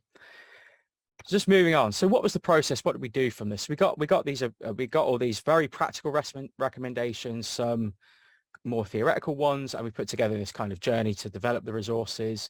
So we knew we wanted this sociological learning journey. I'm going to go in a bit more about what that means in a second. So we started with that. We then developed activities for learning from that, created material, and then got some feedback from testing and things like that, and some you know, endorsements, case studies and things, and to work on resources, where we were going and things like that. I just wanted to highlight very quickly, this involved the production of photos, video interviews, videos, articles, wider resources. So it wasn't just a case of chucking a load of PowerPoints together, although that's how it's primarily presented. There was a lot kind of behind the scenes, so we had to work with people who could produce content and things like that. Also, collaborations with internal and external teams and organizations were really important.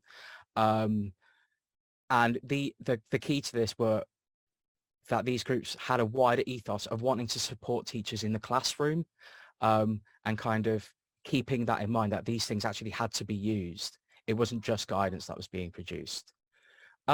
So from that, I mentioned here the CPD unit as well at Cardiff. That really helped us with some of the kind of signing up to stuff, those practical things, and also the Centre of Education Support and Innovation, or CESI, which helped us with, again, putting the material together. So that's a bit about the process, how it worked, and working with some of the teams. So how did we go about this? It was really the idea of using disciplinary lenses, but really, as I said, privileging and prioritizing the sociology of religion, which, if you know anything about the Islam UK Centre at Cardiff, kind of it's one of its, I guess, main research approaches is understanding Muslims in Britain from using sociological tools. And so this is broadly the kind of discussions we were having. We're understanding this disciplinary approach, or lenses, as ways of organizing our understanding and investigation from within a particular disciplinary, meaning conceptual or theoretical framework, which could underpin, say, the aims, concepts, evidence, and kinds of analysis used. So I'm not going to go over all of these in detail, but the one we focused on were the sociological aim of trying to understand human social behavior and meaning making. So that was our focus. This immediately goes back to questions of kind of, you know, epistemological worries and things, say, again, as compared to a theological one, which might be, say, trying to understand an ultimate reality and appropriate human responses to it. This then shaped what kind of evidence counts, so accounts of human behavior and as main evidence, and that includes data, so qualitative and quantitative data, interviews and stuff like that is what we are taking as our kind of primary sources of evidence versus, say, sources of wisdom and authority. And then analysis, the idea was to get students to create interpretations from this data and make statements of knowledge about human social behavior and understanding and meaning making, compared to, say, more normative responses. So that's the kind of approach that underpinned that. And again, I realize that could be pulled apart in many ways, but that's where we went. And so how did this start to look? So using this model led to shaping the kinds of distinctions, the questions that were being asked, the evidence that was being used, and the learning to engage with. So when we're thinking about, oh, what's this learning journey going to start with? What question are students going to investigate? We settled on what does Islam mean to Muslims living in Britain today? These kinds of questions. What would the evidence look like? Well, accounts from Muslims living in Britain today, talking about their own experience and understandings and how they live their faith, using qualitative and quantitative data about belonging to different Islamic traditions. And from this, to get students to create statements and narratives that summarize their understanding of and their interpretations of these experiences of Muslims living in Britain, possibly through themes and all other stuff that falls within the sociological world purview of methods and tools used. And so as a kind of core understanding of Islam, we kind of, this was mentioned earlier, I think this was mentioned earlier in Sonia's talk, touched upon, but we use the ideas of Iman, Islam and Ihsan as kind of ways to try and bring in the theological, historical and lived experiences and how those are made real. And these are these concepts kind of underpinned the whole theorization and approach to understanding Islam from this particular perspective. So try to recognize that there are beliefs that are important, there are certain practices that are important and are there to encourage certain ways of being, but actually these certain ways of being are very diverse and figured out by people living in a particular context. So that's what we're trying to get at through this kind of idea. How did this then turn into an actual series of lessons? So we got these ideas, we got these core concepts, we got a kind of understanding of Islam that we hope blended the kind of sociological and also made reference to the religious tradition itself. And then the focus became how is the meaning within Islamic traditions reflected in the lives, experiences, understanding of Muslims living in Britain, which led to the scheme of work based around this big research question, what does it mean to be a Muslim living in Britain today? And the idea behind this was trying to get pupils to be sociologists of religion. And this is a research question that they've been given, and they're going to use these tools to go and investigate. So we can see kind of 10 sessions here. All practicalities were involved, about session length and stuff. We aimed for an hour long each. They're probably closer to an hour and a half, but we aim for them to be done in an hour each. So we start with how can we understand religion in society, and that's to introduce students to the sociology of religion. So that is how can we really try and get across there that religion can be understood not just by turning to sources of authority as you might typically expect, but also by speaking to people and looking at interviews and recordings and songs and artwork and things like that. And interpretations of those. We then start to apply these things in what is broadly the overlap between the sociological and theological. It's kind of what we had in our head, but not sure if it quite comes off very well. And this raises one of the tensions that underpinned this, which is trying to not essentialize and begin from a framework of understanding about a religious tradition and emphasize this, the multiple understandings and nuances and things, but also having so students actually can understand what they're beginning with. And these ideas of certain core elements that, as was mentioned earlier, certain practitioners would be horrified you're not teaching, that you're not talking about and teaching about. So that was definitely a tension that we were grappling with. I'm not sure if we got it right, but this is how we kind of navigated that. So focused on what does Islam mean to Muslims. That's primarily through, that's the kind of usual stuff that you expect. But again, contextualized and interpreted through the use of interview data. Again, how do Muslims follow religious sources of wisdom and authority? That's using, that's seeing how sources of wisdom and authority are actually applied to contemporary problems.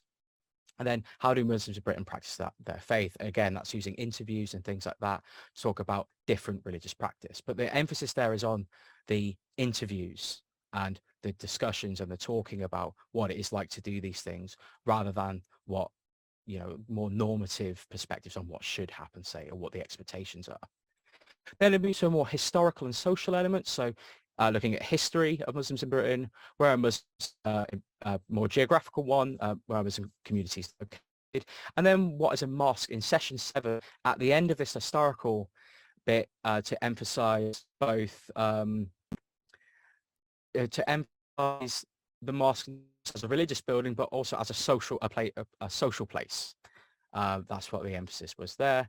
And then moves on to more, what I think we had the idea was like more contemporary discussions and understanding about Muslim identity. And then finally, it finishes on basically trying to get students to do a thematic analysis of all this stuff where they get to pick and choose evidence and things in a hexagon assessment. So that's how that all came together. So these were kind of some of the very broad statements of what guided this and how try to put a sociology of religion lens perspective into practice. So pupils were to engage with the study of Islam through a sociological lens, employing concepts and methods from this lens from this perspective. One thing I want to add here is that there was no sense in which we're trying to say this is what should happen and this is the only thing that should happen. Rather, the emphasis was on this is one way in which you can do these things. I realize time is very short, by the way. I will whiz through these. Trying to an attempt to put the voices of Muslims in Britain at the center of this exploration is one of the main sources of knowledge and understanding. There are some shortcomings in kind of the groups represented within our participants and things like that. But that's something that we can hope to add to. I think this will be added to over time and things like that. To build bridges between different disciplines, but while emphasizing use of a particular disciplinary lens. But to caveat there, there is no intention to say that this is the proper way, say, to understand religion within religious education, but one way you can. And finally, to develop freely accessible and readily usable resources that teachers can download and use on school systems, pitched to from non-specialists to experienced teachers who have all kinds of times a week and things like that. Very quick, some of the examples. So here's writing task on one of the worksheets, just a simple word fill. Here are, these were the interviews. So students in the class could select different people that they wanted to, different participants that they wanted to speak to, wanted to hear from. And also all the interviews were transcribed as well. So the teacher could print these off and students could work from them, choose different bits. As you can see here, so Abdullah was asked, what does it mean to be a Muslim? I think this is the question, and Abdullah talks about how to be a Muslim, you've got to look to the 5 pillars. So one of the tasks here is to get students to do a kind of thematic analysis on what does this mean to Abdullah. You might then also choose Laika or Sami or something like that and do the same thing. Yep. And then here's a CPD course, some feedback. Yeah, it's generally, there's been lots of downloads and things. We'll move on, some endorsements, final remarks. Yeah, I'll stop there. But yeah, it's really just to finish on supporting. I think there's a need to support with these disciplinary approaches, and that's what we're trying to do actually in the classroom, not just with guidance. I'll stop there. Thank you very much. If there's any questions, please do so. Thank you very much indeed, Matt. And that looks extremely rich, this learning environment that you've created. And I'm sure RE teachers will be very grateful for that kind of support, especially this direct engagement with these different disciplinary lenses and acknowledgement that it produces different kinds of questions. So the floor is open. Any questions, please? Hello, good afternoon. My name is Nisha Devshi, and I am a secondary level religious education, like RE teacher, currently employed by ITRAP, Smiley Tariqa and Religious Education Board for the United Kingdom. I closely work in association with the Institute of Smiley Studies, IIS, and I'm one of the graduates of cohort 10, and I graduated in 2018. So a bit about my background so that you guys can understand why and where I'm talking about this idea of dare to teach. So I come from teaching background, starting my journey in Pakistan when I was 15, 16 years old, started as a teaching assistant, and I always found these topics like, oh, war, jihad, to be something not to talk about. They all were considered to be very controversial to discuss. So this was some of my curiosity points that actually brought me into the field. So started my journey there, did my double masters here, worked in Pakistan, and then is now working here. And in this interesting journey, I figured out teaching controversial issues are the most interesting part of being an RE or a social studies teacher. So that's what I'm here today for. As we walk in this journey of dare to teach, teaching controversial issues, we'll unpack what are actually controversial issues, how they are being taught or considered as part of GCSE curriculum in UK mainstream schools. We'll pick up a case study on jihad and see how, as a teacher, I have tried applying it in the classroom, what pedagogies work for me and what did not work for me, and how my experience has actually guided my way in teaching a controversial issue in a holistic and multifaceted manner. So the whole idea is to talk about the challenges that we as teachers face while teaching RE, because there are a lot of sensitive topics and gray areas. And being an RE teacher, it's part of our job to do our utmost in giving not a neutral, but a holistic image where it's not a single-sided story. So that is one of the things that was back in my mind. And IIS has done a wonderful job in telling me that make sure it's not a single-sided story ever. So yeah, we'll talk about this part a bit more when we talk about jihad as a case study. So in 2018, Oxfam gave this definition of controversial issues that involves something to do with the social, cultural, economical, or environmental context in which we live as a people, or about our societies.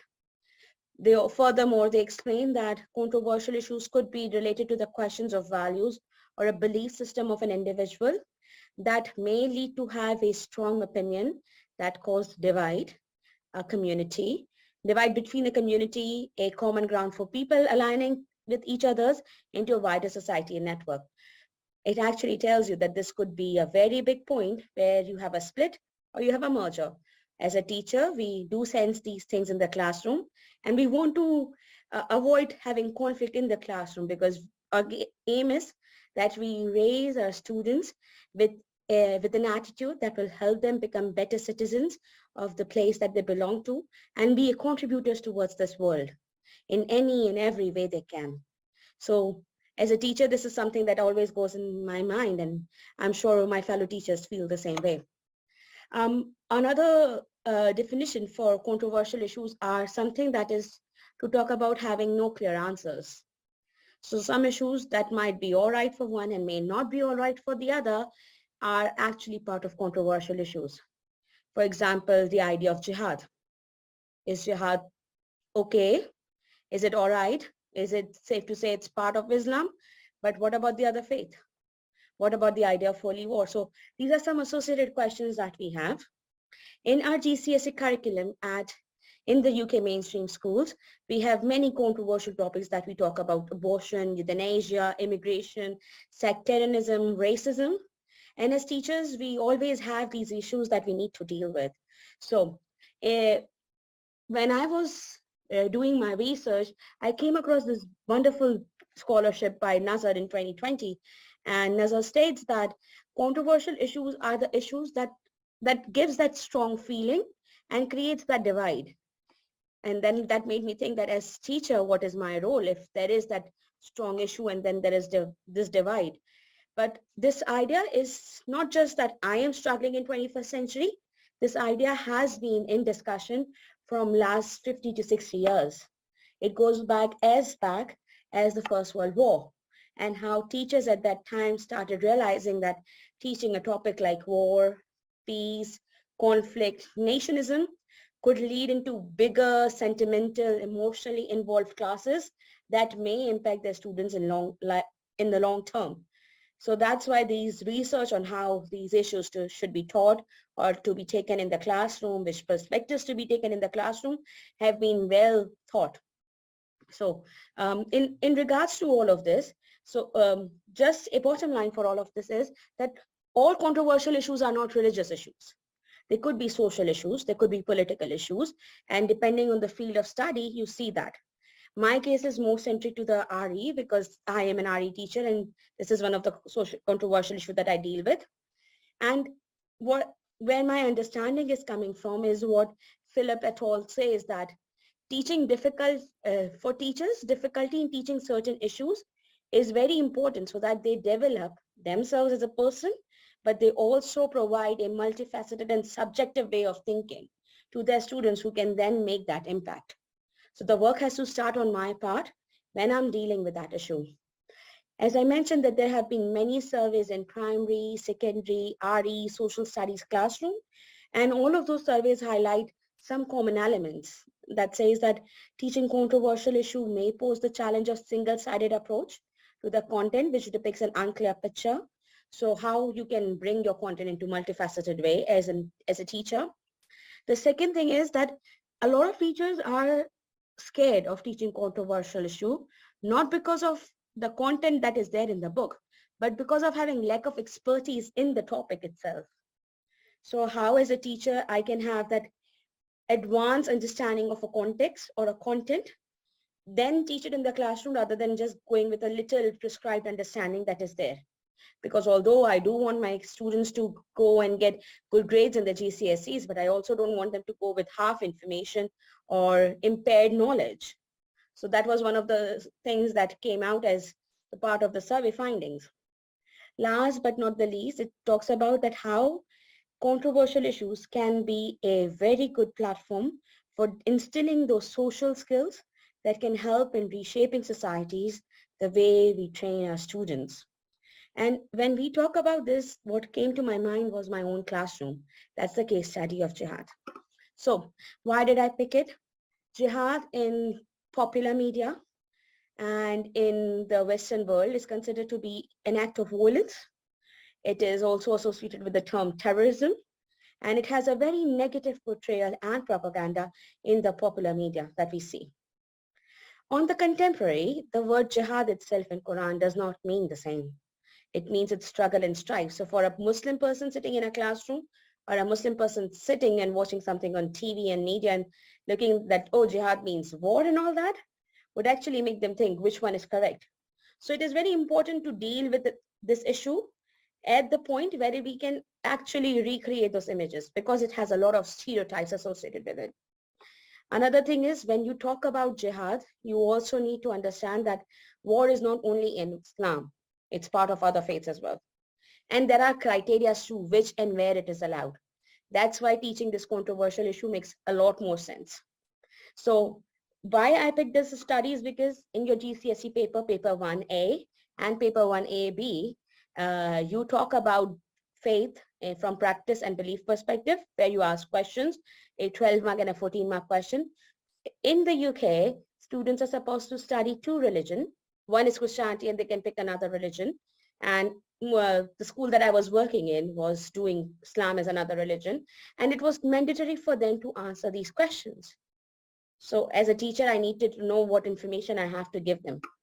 Second part, why it is part of curriculum, is because there is a thematic paper where it asks you to draw upon on both the religions that you have studied, not from a believer point of view, but from an anthropological point of view, and see where you are drawing your answers from, what comparisons you can make. So when I had the opportunity of teaching jihad in my classroom, in my year 11 class, I had a wonderful group of students that were mixed cluster in their ability, mixed cluster in their religious associations, and they were reading RE, so they were by default in my class, and I was having fun teaching them RE because it was very interesting and it opened a lot of nuances for me. So how did I go about in my lesson? As a teacher, I know that I have certain set objectives, and I went with this understanding by design approach, that I knew what I wanted at the end of the classroom. I want them to have a holistic, multifaceted understanding of term jihad. So I went the backward way, and I started by KWL chart. What I know, what I want to know, and what have I learned. After that, doing that KWL chart, it is a beautiful way of assessing the journey as an assessment of learning and track it throughout different stages of the lesson. So that is something that I have used as my go-to pedagogy as a social studies teacher. What differently I did this time was, I asked them what are the understandings of the term jihad they know from the context that they live in.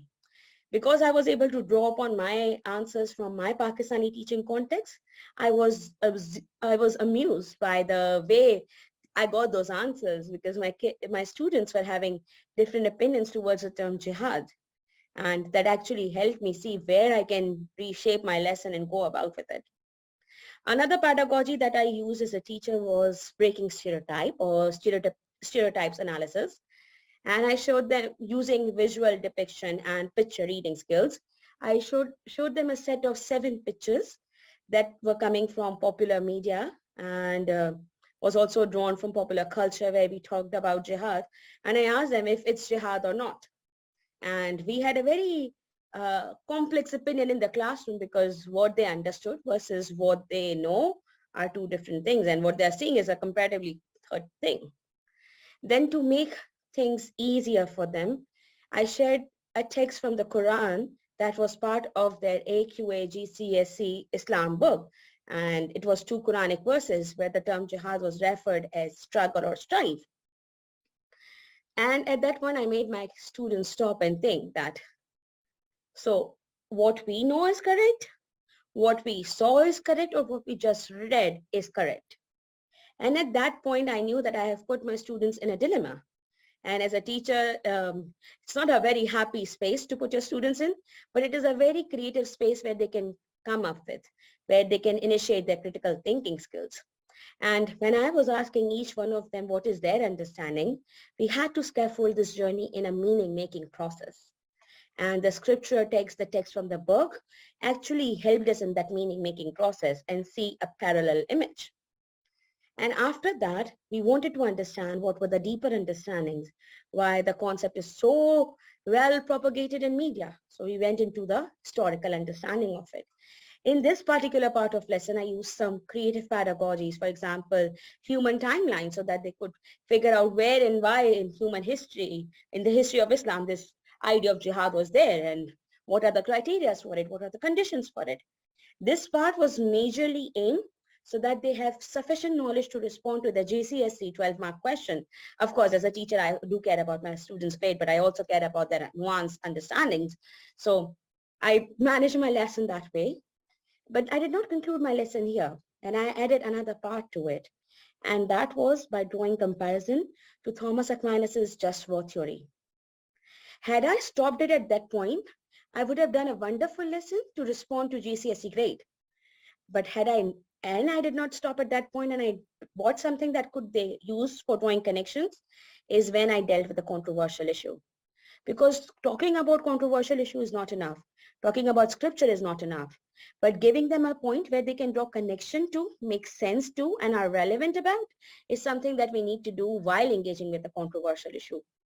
The students may not care about what happened with the Treaty of Versailles, but they would be able to care about how it makes sense to them in their life in 21st century. And they may be able to remember it that way. The reason I picked up this part is coming from my own nuanced understanding as a teacher when I taught this topic of jihad in an RE classroom back in Pakistan.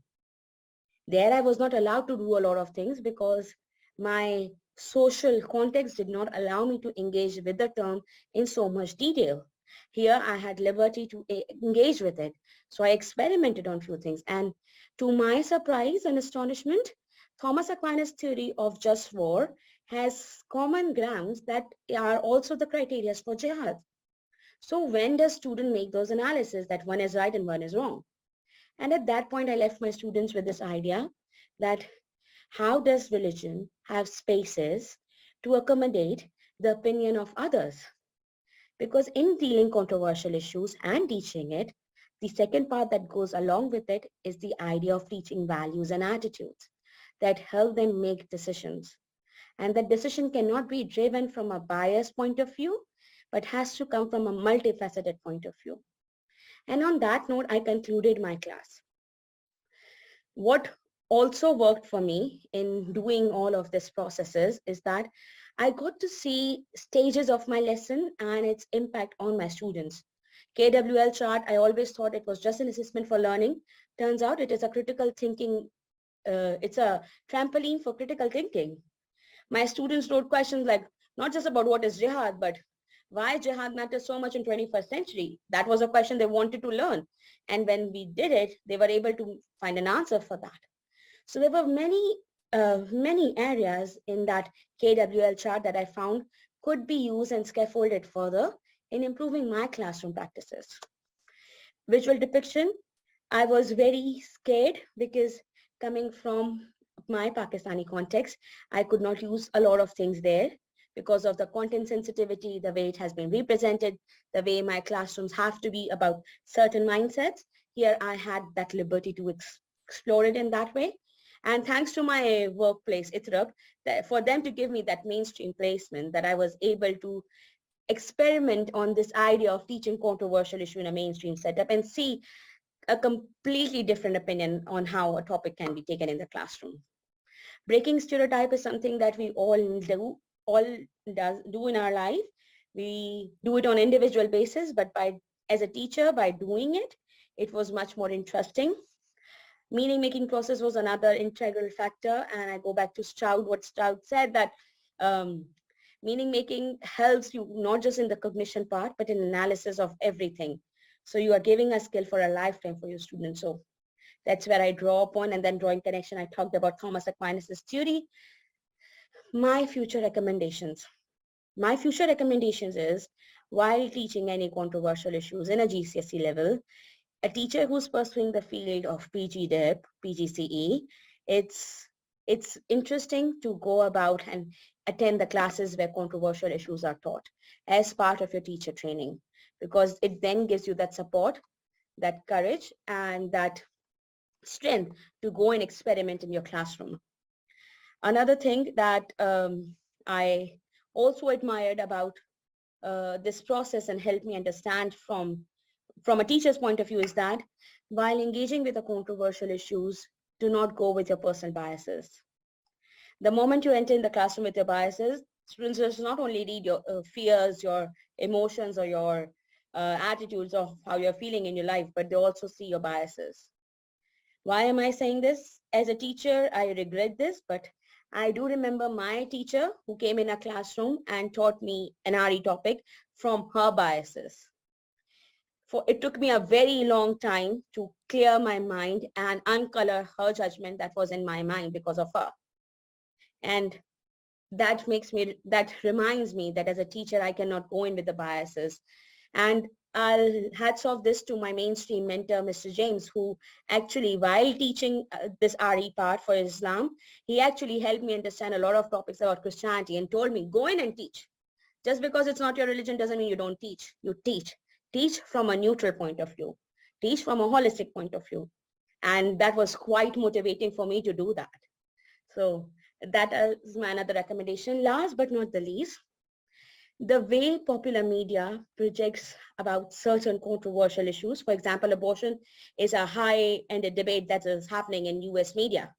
So as a teacher, how you can bring those media sources and ask a student to create their own opinions. A topic is only controversial till it's not discussed. The moment it's discussed, it's open for opinions. And then they can come up with their own nuanced understanding. It may remain controversial for everybody, but in their mind, they know where they're standing, how they're standing, and above all, they know what they're understanding from it. Thank you. That's my part. Okay, good afternoon, everybody, and welcome to my presentation. How can the principles of Islam address contemporary life issues?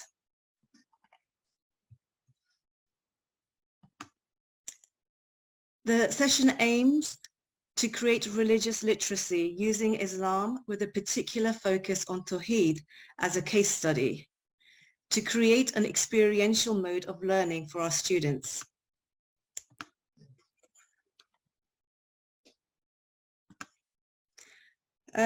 So, just out of interest, if you can show me with your thumbs up, what is Tawheed? How many of you feel confident to articulate the concept of Tawheed?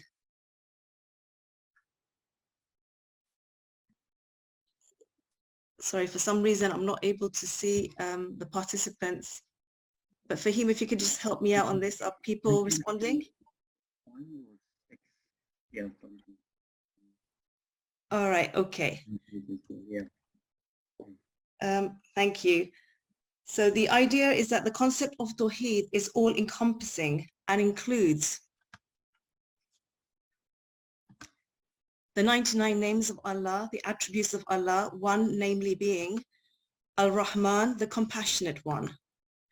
Transcendence, God is beyond time and space. He is the first and the last, and both the hidden and the manifest. This alludes to the idea that that there is several meanings. There are hidden layers of religion, the ones that can be seen as well as the ones that cannot be seen. And how is the principle of Tawheed reflected in the IIS secondary curriculum?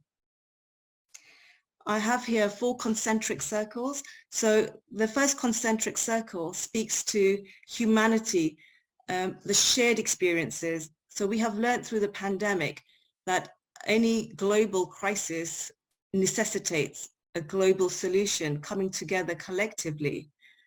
So this shared experiences that speaks to all of humanity, and then situating it within the faith, the different faith traditions. Because all the different faith traditions have this core principle of Tawheed, oneness, this principle of unifying, which is a process of integrating the concept of seeing of learning more about oneself through the lens of the other, and then situating it within the wider ummah. And then how does the individual, and in this sense, the student, make sense of his life in relation to the diversity of interpretations, in helping them to understand, conceptualizing this notion of Tawheed. As an individual, as a student, there is this urge to seek knowledge, to get closer to the truth, and to make sense of the world, to seek a sense of belonging. In terms of reimagining the oneness of God in all aspects of human life, in all aspects of human endeavor. So this triangle represents the all-encompassing nature of Tawheed, the belief in one God. It's about inspiring awe and wonder within our students, and the relationship between God and ethical conduct, and the idea of mindfulness. How does mindfulness and being God conscious play into this? Being mindful of our own actions, and then in turn how we interact and engage with the other, which then links to the idea of human integrity and respect for human dignity. And then prayer and worship, the different forms and modes of prayer and worship, the idea of private worship as well as communal worship, and what is the purpose of prayer and the significance of that in invoking God. Trust and patience, patience as being a virtue, and knowing that God is the sustainer, the provider, the creator. He creates the gift of life. And then in turn, we show gratitude for that benevolence and God's grace and mercy. Humankind, that there are different modes of expression because there is a diversity. Diversity is inherent, but the aim is to find unity within that diversity. And this entire, the all-encompassing nature of God, the belief in God, also speaks to the concept of stewardship, that man was created in God's image. This idea of unity also speaks to that God breathed his spirit into human beings and joined their hearts, and the capacity of human beings to distinguish between what is right and what is wrong. There are signs within nature, scripture, in oneself. This speaks to the idea of reflection and contemplation, and to seek meaning, and to look at the horizons, and all the signs that are out there in the horizon are also within oneself. The idea also that virtues and ethical action, belief in God and right action go hand in hand, that they are inseparable, that the belief in God also requires a practical action, a practical application of your ethics. Faith as an active engagement with the world, which necessitates commitment, a drive, a determination to the spiritual and ethical components and ideals of the faith. It's the idea of the intertwinement of material with the spiritual, and to find moments of where you can actually suffuse the spiritual with the material to experience the sacred and the transcendency nature of God. So it's about how do we create the classroom environment that will allow for that experience of transcendence. So how can we make this a living experience for our students? How can this be delivered in a pedagogically meaningful manner? How do we create a classroom culture to reflect these ideals? So the 21st century GCSE aims in religious education is to inculcate tolerance. Essentially, it's about broadening our students' outlook. It's about acknowledging that there are diversity of interpretations of knowing and seeing and experiencing our world, that there are multiple perspectives and worldviews. We don't want to reduce a concept or an understanding to one monolithic, one truth, one worldview, but we want to harness this notion of multiplicity and to nurture compassion and to develop empathy for the religious beliefs of the other. It's also about character building, resilience, and it's about helping to inculcate critical thinking skills and problem thinking skills. So how does the concept of Tawheed come to life in the mainstream classroom? Okay, so I'm going to be presenting to you 3 case studies within the GCSE curriculum which speak to God is one with no associate partner, God's will, and the theological concept. So what I'm trying to say is that these are the 3 different bullet points. This is how it is presented in the GCSE curriculum, as I will show you now. So through this particular Quranic verse, that God, that there is no God except God, he was not begotten and nor did he beget, and that there is nobody comparable to him. Essentially, this particular verse focuses on a general theological concept that situates the concept of Tawheed, the oneness of God, against the background of polytheism. The key message is that God is one. And it then is justifying that there are no images of God in the mosque. This is taken from the GCSE curriculum. I've not shown you the entire content, but this is what is presented. And following that, it goes on to speak about the supremacy of God's will, that whatever happens with God's will, and whether it's good or bad.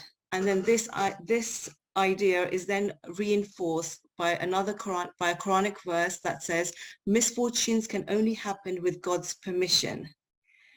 So I'm wondering if it's presented in this manner, that everything happens with God's will.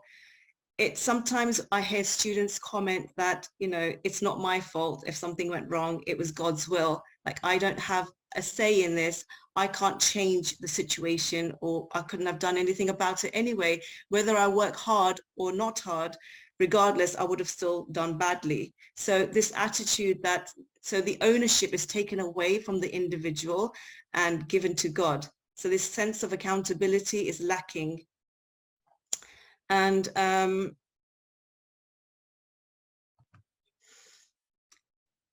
so following from God's will, there is an image in the GCSE curriculum, and underneath the image, the caption reads, "Mosques are often highly decorated inside, but with patterns or text from the Quran rather than images of God."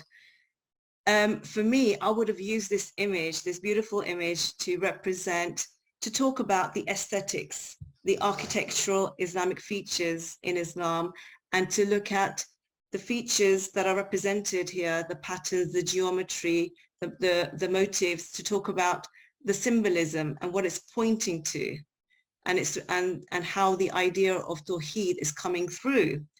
But the way it's presented in the curriculum, again, it's limiting our notion of how how Muslims essentially experience the notion of Tawheed in their lives.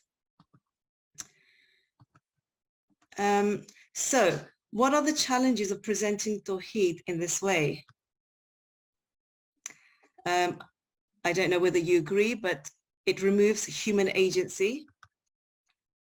It provides a very limited conceptual understanding of Tawheed that is just limited to the textbook, because it's rooted somehow in a very doctrinal understanding of Tawheed rather than the lived experience of Tawheed. So what is missing from the GCSE representation of the Quran? I would argue that the criticality of the Quran is missing. I want to demonstrate by selecting a few verses from the Quran to show how the Quran actually nurtures criticality.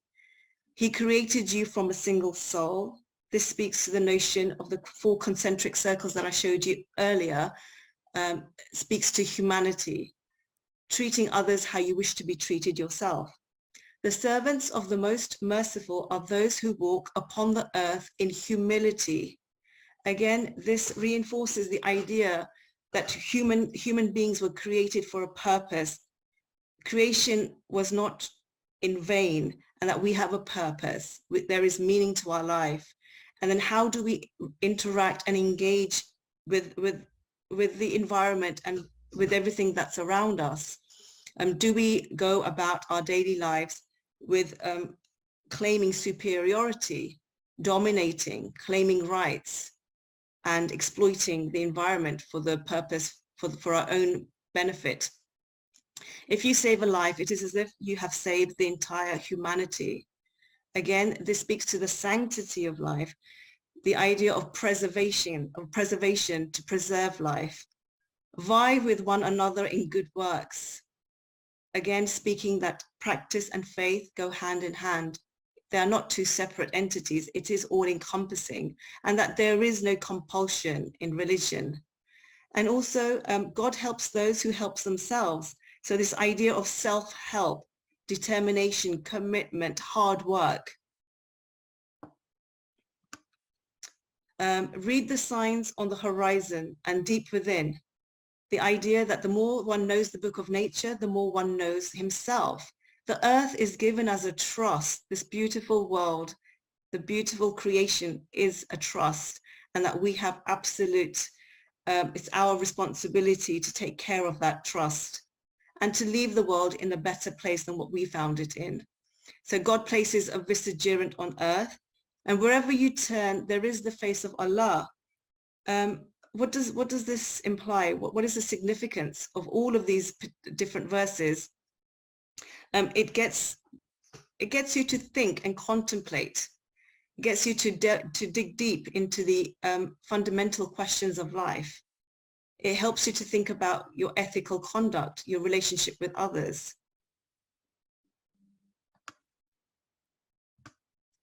Okay, so what are the alternative ways of engaging with Tawheed? So now I would like to propose an approach of engaging with this. So use of the intellect shows criticality of the Quran, vicegerency and responsibility to others, and interconnectedness of the soul, of a single soul. This particular verse, again taken from the Quran, uses trees and oceans in a metaphorical way to speak about the limitless nature of God, his perpetual creation.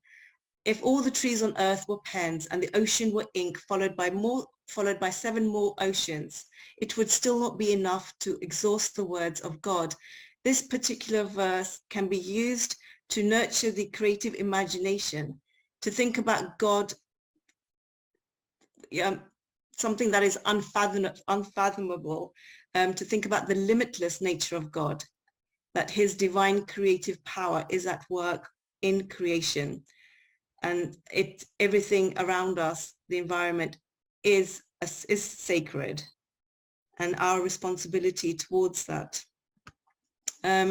Through allegorical fables, this particular one is taken from Ikhwan al-Safa, the debate between humans and animals.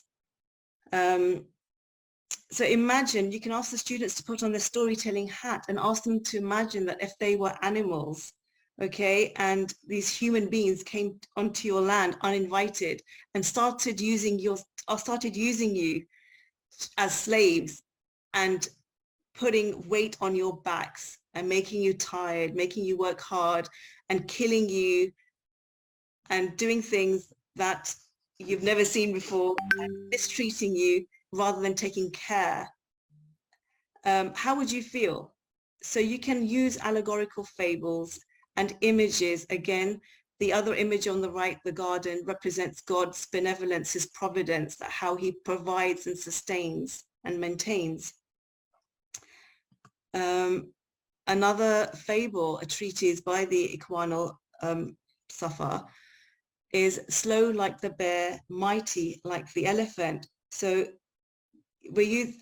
here we see animals with particular characteristics which resonate with human characteristics. For example, haughty like the peacock, guiding like the sandgrouse, mild like the lamb, headstrong like the bull, swift like the gazelle.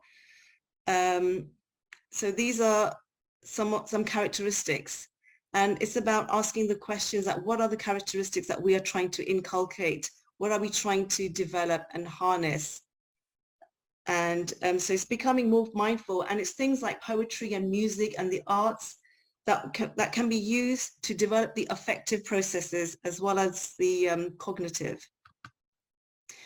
And again, images can be used. These sacred spaces that are built, especially in Muslim traditions, take into consideration the environment, because the environment is not seen as separate from God. And the concept of light, you can ask questions. What is the significance of light in your life? What would, if there is no light, what would there be? So light, the light of Tawheed, Allah is the light of the heavens and the earth. The light emanates to all corners of the world. The significance, what significance does light have? And light can be also likened to knowledge and enlightenment. As human beings, our meaning-making people are seen to seek answers to ultimate questions of life. Therefore, the symbol of light is a universal theme and therefore can be used in multiple ways. So all of this coming together, what is the value added of broadening the core concept of Tawheed? It brings Allah and the Quran to life. It helps to develop empathy for the religious beliefs of the other. And it helps to broaden worldviews. And essentially, these are the 21st century skills, and these are the educational aims of the GCSE RE curriculum, as stated in the Commission report for RE. Thank you for your attention, and I really look forward to listening to your feedback and to share some experiences. And what are your views on the approaches? What are your views on the approaches that I have shared? Thank you. Thanks very much. Thanks very much, Farid. It's just me doing the talking, I'm afraid. Amy's not able to join us in person, but she is the co-author of the report that this presentation is going to be based on. So I'll go into screen share, and then we'll just fly through and hopefully have some time for questions at the end. Quickly try and bring this up. There we are. Right, that should be all visible now. So, so thanks to everyone for joining me. It's nice to be here, and I've very much enjoyed the presentation so far. So this presentation is perhaps a little different to some of them, in the sense that what I'm going to talk about is some research data from a quantitative survey, which I conducted in about this time last year. We actually did the survey. Although the report came out in January, it's available on the University of Birmingham website, my employer. A lecturer in theology and religion there. And it's on the subject of Islamophobia, and it specifically tries to separate out questions about racial prejudice towards Muslims and religious prejudice towards Muslims. And so I'm going to talk through the survey results.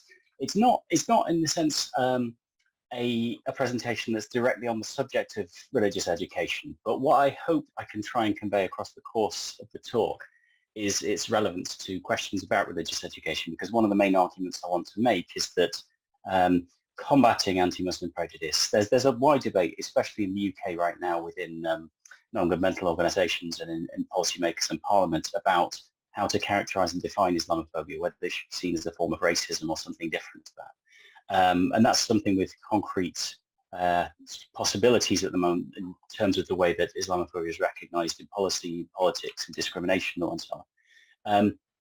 And what I want to try and argue across the course of the presentation, that Islamophobia should be and can be understood as to both of these things at once. And there's a tendency, I think, within academic debate in particular, but more widely too, to some degree, to marginalize the religious components of the prejudice.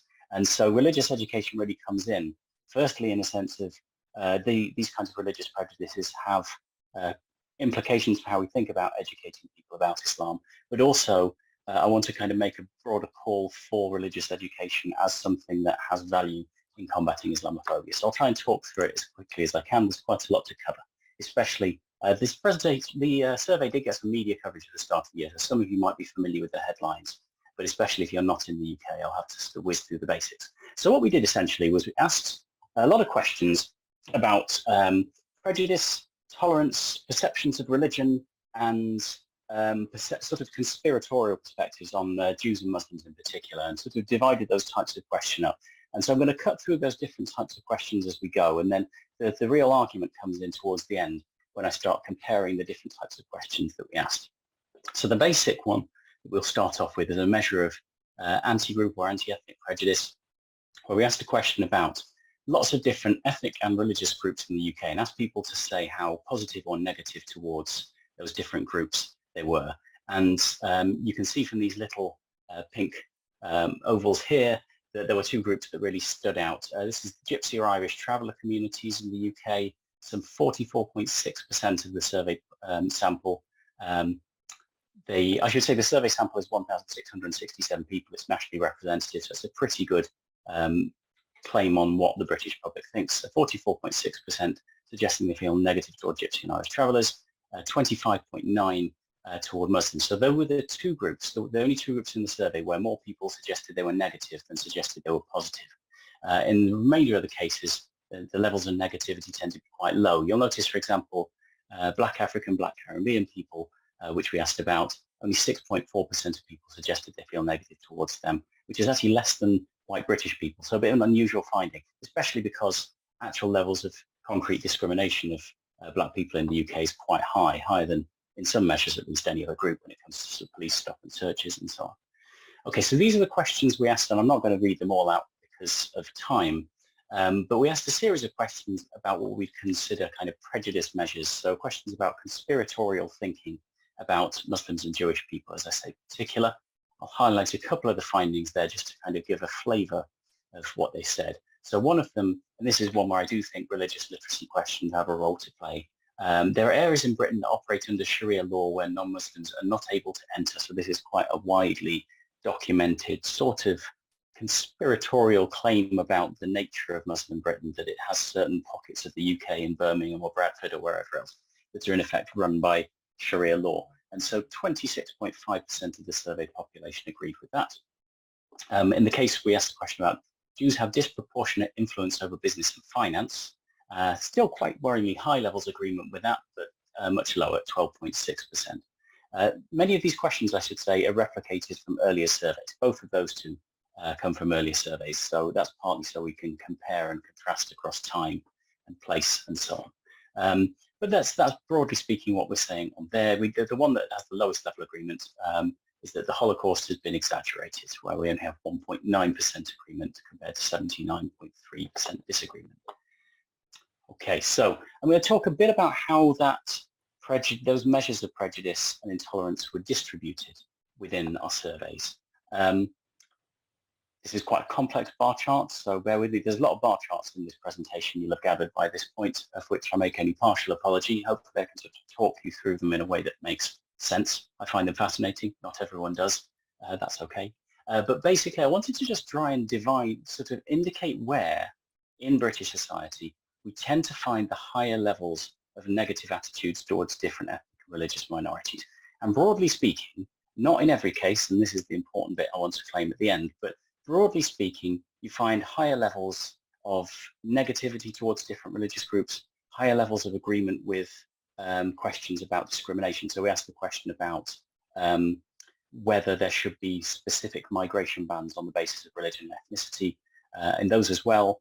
in the case of these questions about Sharia law, they all follow the same broad pattern where you see, I'll sort of divide them up into two here. You see higher levels, so this is the question about Sharia law. We have the levels of agreement again here, where you see higher agreement amongst older people, 65 plus compared to younger people, where it's just 13.1%. Ignore the class one from now. This is the one I'll come back to in a minute. Church of England is higher than non-religion, but again, ignore that one for now because I'm going to complicate that in just a second. Higher levels amongst men than women, higher levels amongst Leave voters, that is for those not in the UK, that voting Leave in the EU referendum in 2016. They tend to be much more negative towards Muslims and towards every other ethnic and religious minority, and much higher levels amongst Conservative voters compared to Labour voters. So the Conservative to Labour difference is 43.4% agreement on this question about Sharia law, compared with 14.7. And it's really, there's only so much you can say when you talk about the smaller parties. We obviously have a two-party system in the UK, but with some smaller parties like the Liberal Democrats, it's broadly similar amongst Greens and Liberal Democrats, higher amongst UKIP and Brexit party voters, but the population sample there is very, very small, so I don't want to make any bold claims about that. Okay, so I mentioned about this question to do with the difference between Church of England and non-religious respondents. This is just a sort of point of interest as much as anything else. The reason I ask you to ignore that is when you start pulling it apart, that difference actually falls to pieces a little bit. So here we have another question where it's views of Muslims and the levels of positivity and negativity towards those different groups. And you can see here something similar to what I showed you in the previous slide, where we have higher levels of negativity amongst those identifying as Church of England compared with those of non-religion. But the interesting thing is, when you look at not so much religious identification, so do I feel myself to belong to a particular Christian denomination, but levels of belief and levels of religious attendance, that is attending church or mosque or whatever else, that difference reverses. So when you look at attending religious meetings, there's more positivity and lower negativity amongst those who do attend religious meetings. So those people actually attend church rather than just seeing themselves as Christian. It's different in that respect. And also those who believe in God tend to view Muslims more positively than those who don't. We also find, by the way, when you do a bit more sophisticated analysis, that this difference is essentially just a function of age. So in the UK, Church of England members tend to be older than the average population. Non-religious people tend to be younger. So that means that this effect, once you control that age, basically just disappears, because we already saw that there's a big difference in how people respond to prejudice and tolerance questions that goes along age lines. So that's that bit there. Now I want to talk a bit about the measures that we use to try and identify and locate prejudice about religious beliefs specifically. So you can be prejudiced towards or sort of have views about Muslims as a group of people, and we wanted to try and conceptually separate that out, or methodologically separate that out, from questions about what it is Muslims and other religious communities believe. And we did that in a few ways. The first thing we did, and this isn't necessarily a measure of prejudice, is just to ask a few questions about religion in general. Do people like religion? Do they not like religion? And the answer for those people who live in the UK, at least, is that they don't like religion very much. So we have this one question here: looking around the world, religions bring more conflict than peace. That has 71.4% agreement, 8.3% disagreement. And it's actually those people identify as Church of England, and indeed Catholic as well in the survey. There's also majority agreement on that question too. You also see questions here as well. So religious people tend to be less rational than non-religious people. There's more people agreeing with that than disagreeing with it, 36.5 to 18.8%. So there's a strong sense that religion is something that is bad in the UK society, basically. But as I say, that's not necessarily to say people are prejudiced. There are meaningful discussions you can have about the pros and cons of religious beliefs, that's fine. What we wanted to do is try and dig a little deeper about different religious traditions specifically. So we followed that question up with another that said, thinking about different religions around the world, do you think any religion has a more negative impact on society than the others? And this was an open response question. People didn't have to respond to it. And when they did respond to it, they could write their own responses in. So we got lots and lots of crazy and baffling responses: capitalism, communism, everything in between, some silly answers, and so on. But of those people who did respond, 64% suggested that Islam or Muslims was the sort of most negative religion, the worst religion, as it were. Now that 64% is about 20% of the overall survey sample. So bearing in mind this is an open response question, that's a very, very high level of response. And we can see in other cases, we also have extreme Islam here, Christianity and Islam, Islam and Catholicism. So a great deal of answers that sort of mentioned in Islam in some way. So that suggests that there is already sort of work to do when it comes to religious education in my view. Again, I don't think that quite goes far enough. So we wanted to try and test, so you develop a measure that tries to test misperceptions about a religion specifically, about different religions. And the way we did this is a difficult thing to test, and I'm open to kind of queries about the method we used. But I think it is defensible in the end. It's a tricky question, and not one, I should say, with a correct answer. We asked the question, for each of the following religions, please say whether you think the religion teaches its followers that its sacred text should be taken literally, word for word, or symbolically, understanding its poetic meaning and historical context. Now, as I say, it's a tricky question, and it has no right answer. I teach religious studies. I'm not entirely sure how I'd answer this question myself in most cases. I actually know very little about Sikhism and textual interpretation in the Sikh tradition, not that much about Judaism either. So we're not sort of looking for a correct answer. What we're looking for is, in a sense, the wrong answer. So I think for all of those different religions, so we asked this question about Islam and the Quran, Sikhism and the Guru Granth Sahib, Christianity and the Bible, and Judaism and the Tanakh, so, or Hebrew Bible as it's known. So for all of those questions, you can't say that there's a right answer. To be honest, the most defensible answer in my view is kind of don't know really, or not sure, because there's such a variation of interpretations. But precisely because in all of those different traditions there is such a variation in interpretation, the idea that all members of religious community view their text and read it totally literally seems to me a measure of, at the very least, misperceptions, potentially a prejudice. So that's how we treat it in this survey. So in essence, what people are saying when they mark the totally literally box is that they see a Thai religious community as kind of inherently literist or inherently fundamentalist. It's one way of reading it at least. And you can see in the responses here that the Islam and the Quran question sticks out by quite a long way in a couple of ways too. Obviously, just the level of the percentage response is much higher. So it's 21% compared to, say, 3.9% in the Sikh case, 4.8% in the case of Christianity, and 7.5% in the case of Judaism. But also, what's interesting about the case of Islam, and this again comes back to questions of religious education, I think, is that the population we sampled, the population we sampled from, they seem slightly more confident to make a judgment about the Islamic tradition than the others. You can see from this grey column in the centre here, we have the majority response in the case of Sikhism and Judaism, the two other non-Christian religions. The majority say they're not sure. In the case of Islam, there's a great reduction in this. It's only 40.7% think that they're unsure about the question. So really, what seems to be the case is, on the one hand, the British population seems more comfortable and confident making claims about Islam and its scripture, but on the other hand, are more likely to make claims that aren't correct.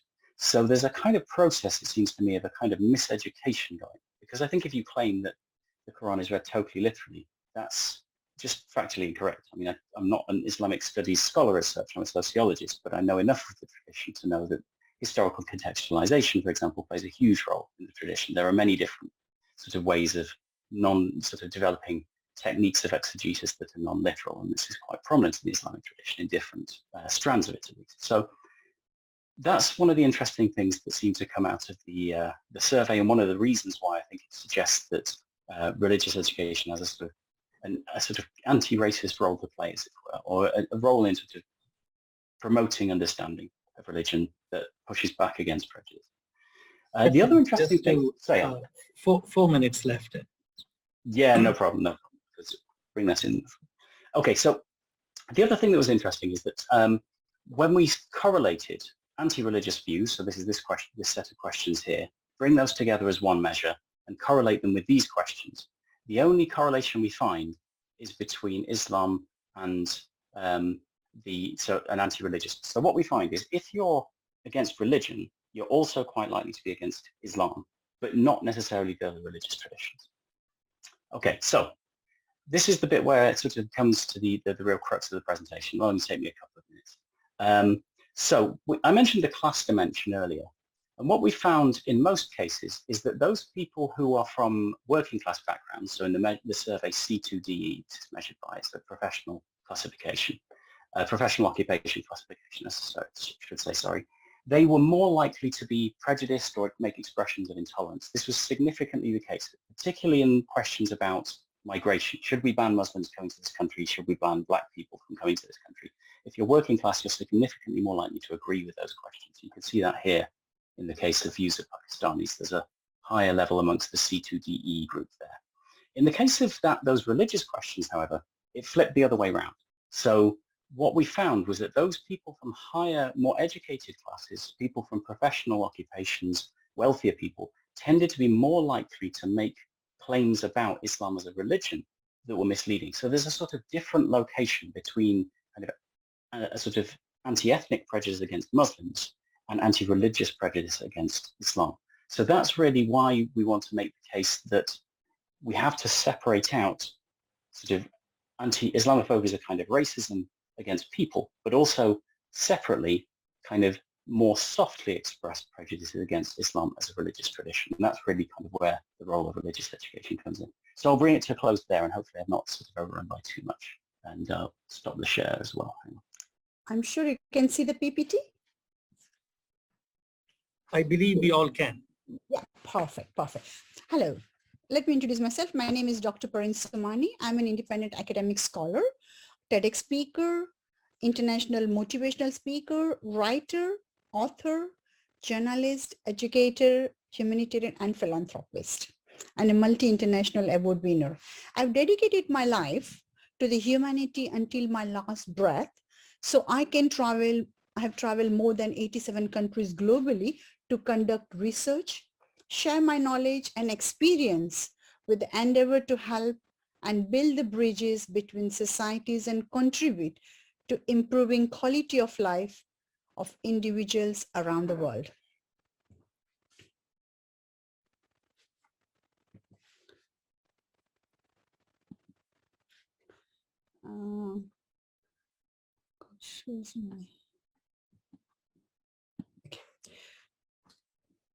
So in the contemporary world, the Britain is a home to the diverse society. So I would like to say, before I start, I would like to say a very big thank you to the Ismaili Tariqa and Religious Education Board for UK and the Aga Khan University and the International in the UK Institute for Study of Muslim Civilization, London, for inviting me here and to be part of this conference to the Islam in the Religious Classroom to share my research and reimaging self-identity of Muslim students in the contemporary Britain. So in the introduction, I would like to say, my slides, please. Sorry, I'm just having some. Okay. So in the contemporary world, the Britain is a diverse or multi-faith population, including young Muslims residing across England. Approximately 3,372,966 people, which is approximately 4.3% of overall population residing in England, are Muslim, according to 2018 reports. As Islam is the second largest religion in the UK, devastating global political events like 9/11 have led societies and the media to refer to Muslims as risky and others than leading students to question their identity as Muslim of the British and impinging upon their feelings of belonging in a safe, just society. So the objective of my research is, this study aims to understand how socio-political factors can affect the self-identity of Muslim secondary school students in Britain. There is an endeavor to devise a framework towards integrating students back into society through identity management strategy. This view contributes to the literature on how socio-political factor can affect the self-identity of Muslim secondary school students in Britain. So what I have done in my research, that 6 studies were collected through a systematic research of 12,535 sources. The research process was carried out on the 5th February 2022. The research process was comprised of a systematic research using 3 universities database and a Google Scholars. All searches used a Boolean search string that could appear on any portion of the manuscript.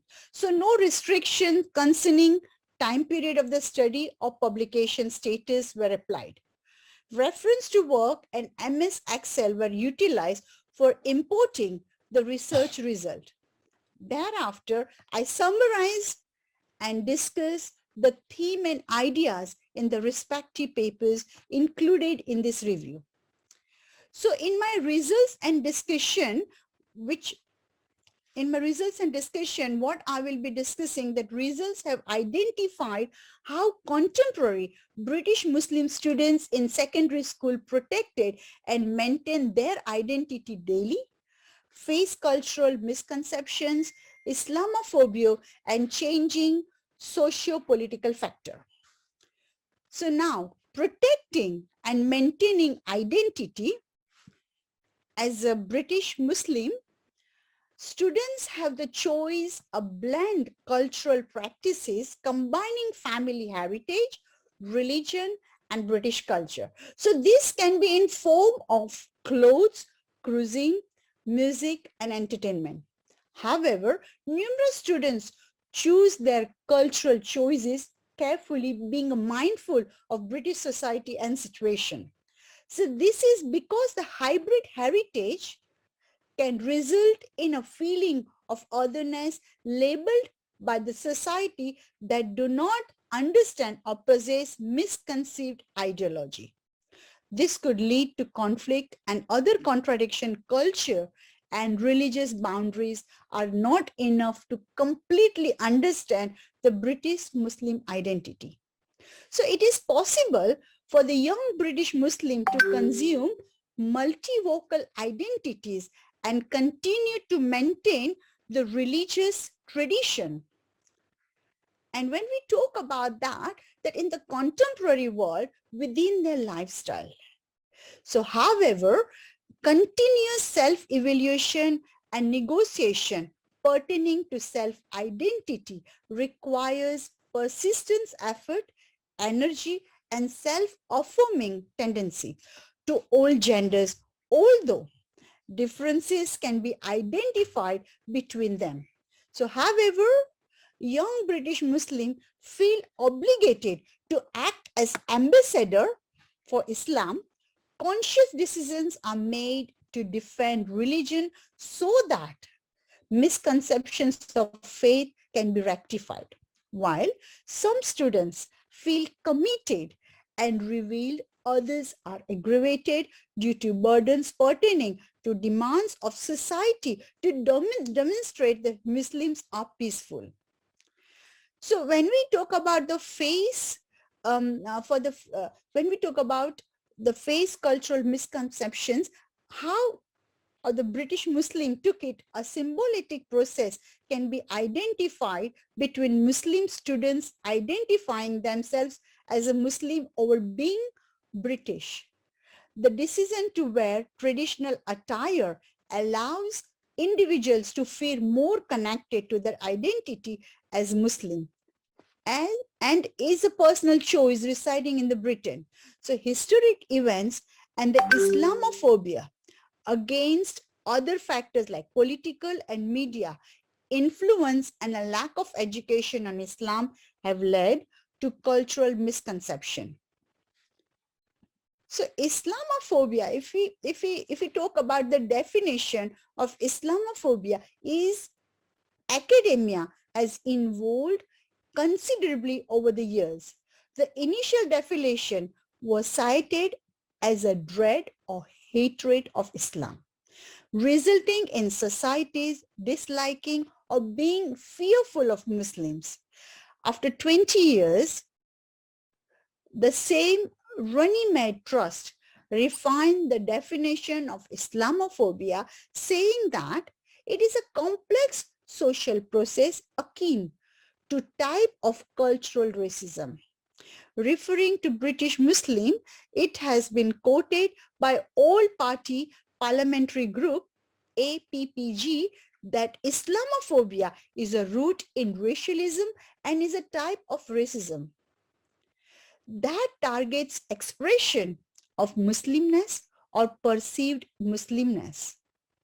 Numerous governing bodies, including 3 English political parties and all Scottish political parties and civil society organization, and the Muslim Council of Britain have endorsed this definition. So the current English government questions the APPG definition due to the obstruction of free speech and attempt towards counter-terrorism. So, however, the National Police have assured security efforts would not be hindered. Despite the variation in definition of Islamophobia, British Muslims have been suffering numerous social advantages, including discrimination, economic marginalization, social exclusion, prejudice, and violence, all of which affects self-identity. The debates regarding politics and the media reviewing Islam is a negative light, highlighting the fact that they feel minority Muslim groups have failed to integrate within British civilization. Hence, questioning multiculturalism and shaking the self-identity of British Muslim students. So changing social political factor, the British social economic, the changes and in the political landscape has gone through many factors, but has also the main thing has undergo the immense transition involving financial crisis and recessions, also Brexit and the COVID-19 pandemic. So this has resulted in an increase in the voice of society and increased popularity towards UK. Far right-wing movements which object minority Muslim rights. So this increases civil societies to become hostile towards British Muslims, which is further encouraged by comments made by the political leaders like Prime Minister Johnson commenting on the appearance of Muslim women wearing burqas, looking like a letterbox. This in turn promotes mainstream media to undermine and challenges beliefs of British Muslim, leading to the cultural stereotyping and illustrating Muslims in a negative light. Hence, societies associate Muslims to foreign fighters, homegrown terrorists, and also jihadi brides, leading to bullying within schools and affecting the self-identity of students. Self-identity of students was hindered as they experience heightened level of hostility and abuse after the 9/11 attack. So this was followed by terrorist attack in Manchester and the London.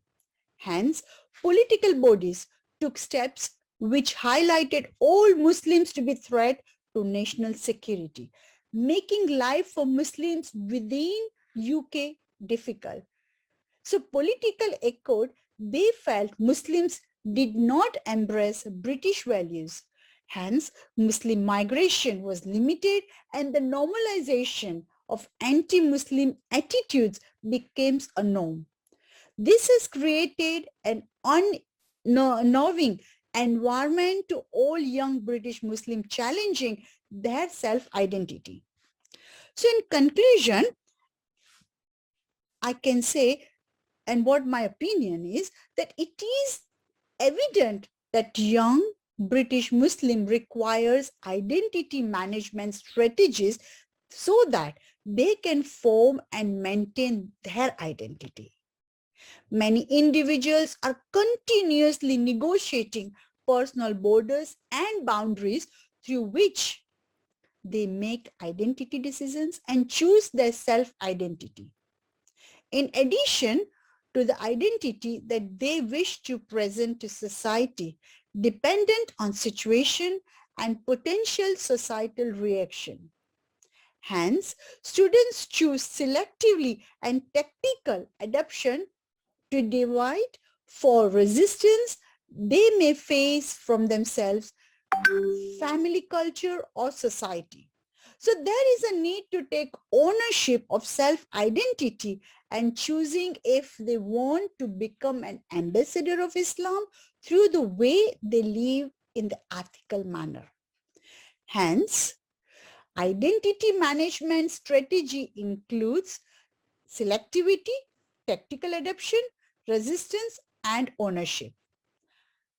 So this is my simple recommendation, which I've come up with the strategy that through education in a secondary school, students should be educated, number one, on a creative methods to strengthen their self-identity as a British Muslim.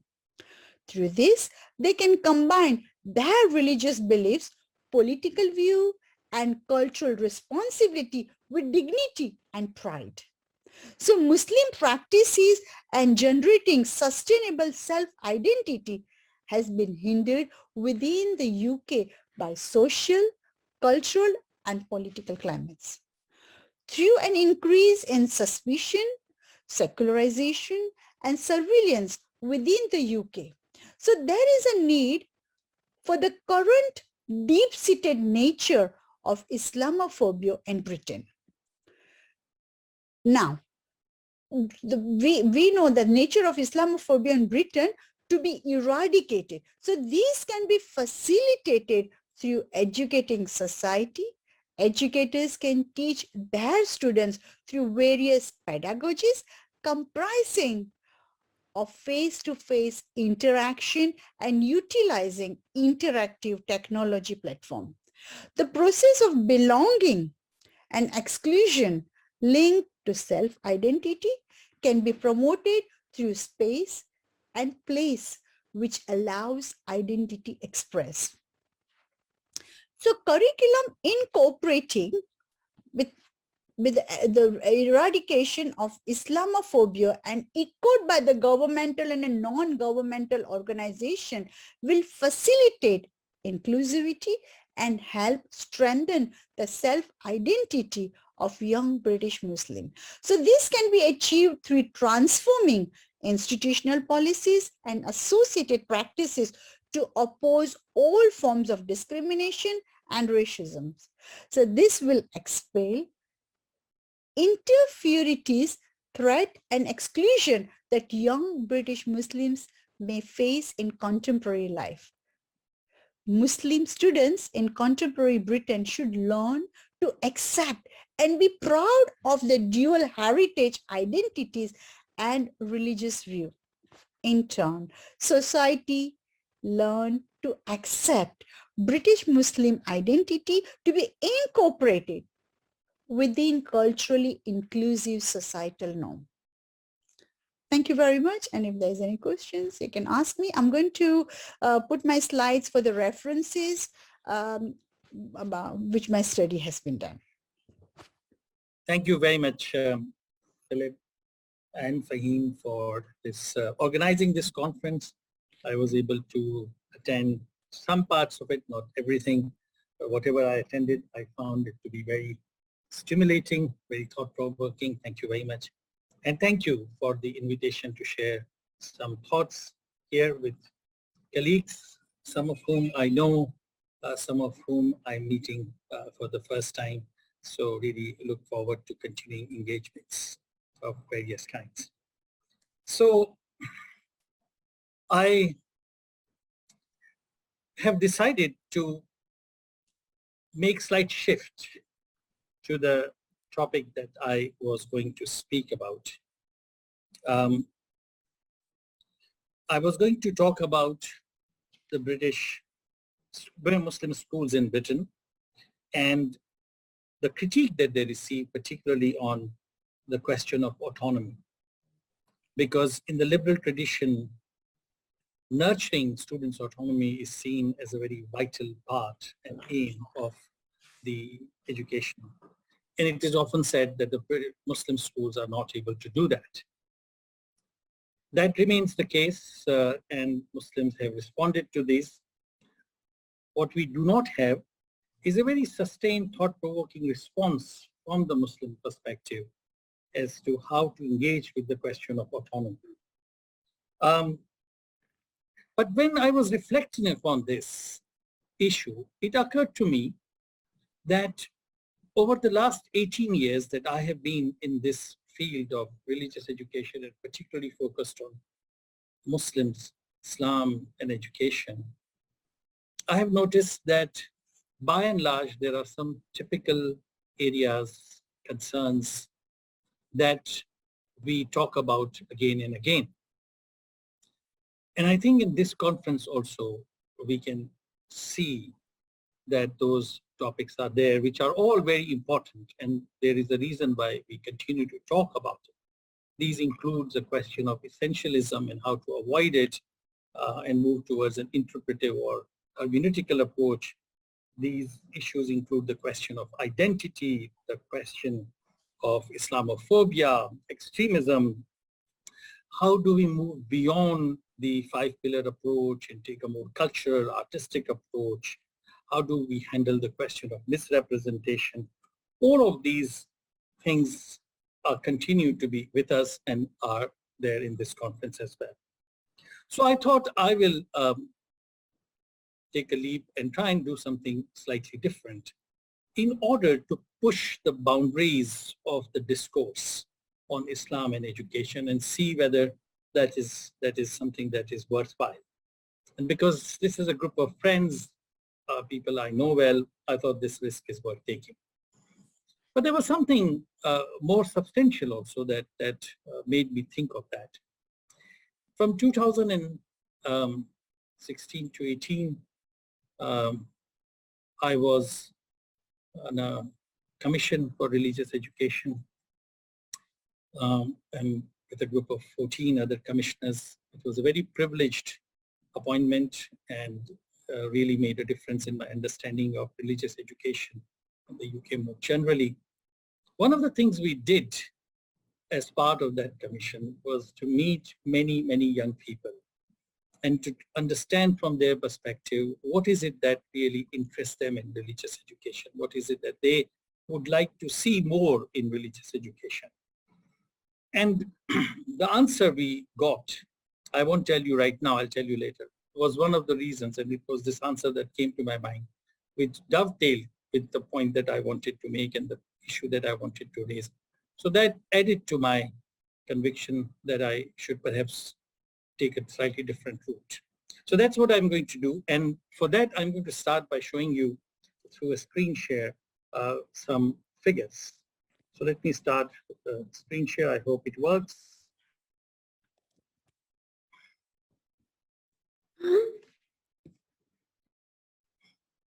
Okay, I hope you can see this graph. This is a graph of the global GDP in billion US dollars, or you can easily see the trillions here as well. If you look at the numbers from 1985, it's about 12 trillion US dollars. It's a global aggregate, not one country, but global aggregate GDP. By the time you come to 1921, you see 96 trillion. So a growth of about 8 times, 800, from 12 trillion to 96 trillion. Amazing increase in productivity and in all kinds of services and goods over these years. Now look at this other graph, which is about population. Again, from 1985 to 2021, you see here from less than 5 billion here to here less than 8 billion. This is almost about 60% growth, so not even doubling. So you see, one would expect under certain circumstances that this tremendous growth of 800%, if it had trickled down well, if it had distributed itself well, then the quality of life of almost everybody on the earth should have been much better, multiple times. Should not have been facing many of the problems and challenges that we are facing. But there are many reasons why this has not happened. One of them, articulated quite well by the 2019 winners of the Nobel Prize for Economists, they point out, and I make it visible here, Abhijit Banerjee and Esther Duflo, who won a 2019 Nobel Prize, say, this is what they write in their report on poverty: we are living in a world with an extreme concentration of economic power in the hands of a very small minority of super rich, they said. At the same time, inequality has also grown, particularly in countries without strong social welfare nets. The top 1% have grabbed 38% of all additional wealth accumulated since the mid-1990s, while the bottom 50% captured just 2% of it, the report found. You see, the point I want to make here is that we live in a very unequal world, and it's not simply numerically unequal. It has huge qualitative impact in the life of the people. It has huge political and social impact, the life chances. After a long time, for the first time, the youngest generation doesn't feel that it has the same social mobility chances as their parents. But all this in the context of the huge growth in our resources, which is important to keep in mind. I think every year we come to know how the top 1% has now even greater share of wealth and how the bottom 20%, 50% have even lesser share. The point I want to make here is that I wish to see that the religious education would concern itself even more, if it does a little bit, with these things that we might call the big questions. Now, this is where I go back to the Commission on Religious Education that I mentioned earlier. When we met these young people and we asked them about what interests them, or what they expect and hope from religious education, their number one reason and their expectation was not to know more about a particular religion or its rituals or its doctrines. Those were also a part of it. But their most important reason and excitement from religious education was whenever, and their expectation was that it would deal with the big questions of life, existential questions of life. And I think this is very interesting. And it is on this basis that I would like to argue that perhaps we need to, as religious educationists, consider how we can make this site even more a place where big questions of justice, of many other things that I will discuss in a few minutes, are made part of our religious education discourse, which I think at the moment might be happening to some extent, but not as much as we should hope for. Now here you see, if I go back and think historically about the origins of religions, and there are historians of religions who might correct me on this, but I find that in many cases, the concerns about social justice, the concerns about the vulnerable and the poor have been very strong part of the beginnings of any religion. Might be part mythical, but we know the story of Buddha and the 4 questions that created awakening in him. We talk about Moses and his challenge to the Pharaoh and speaking truth. We think about the Prophet Muhammad and his life in Mecca and the verses in Mecca, particularly Surah Maun comes to mind, but many others, where the concern for the marginalized, concern for social justice, concerns for equity seem to be very prominent in his mind. We can think about even the martyrdom of Hussein, and I believe there was a presentation about it as well, or at least mention of it somewhere. Again, as much as it is a historical event which defined the Shia-Sunni relations and has many historical factual information, it is and continues to be for many Muslims an inspiration for social justice, an inspiration for speaking truth to power. So I mean that this dimension and aspect is something that would be very good to bring to the religious education side. Let me share screen again to bring a PowerPoint which will say a little bit more about it.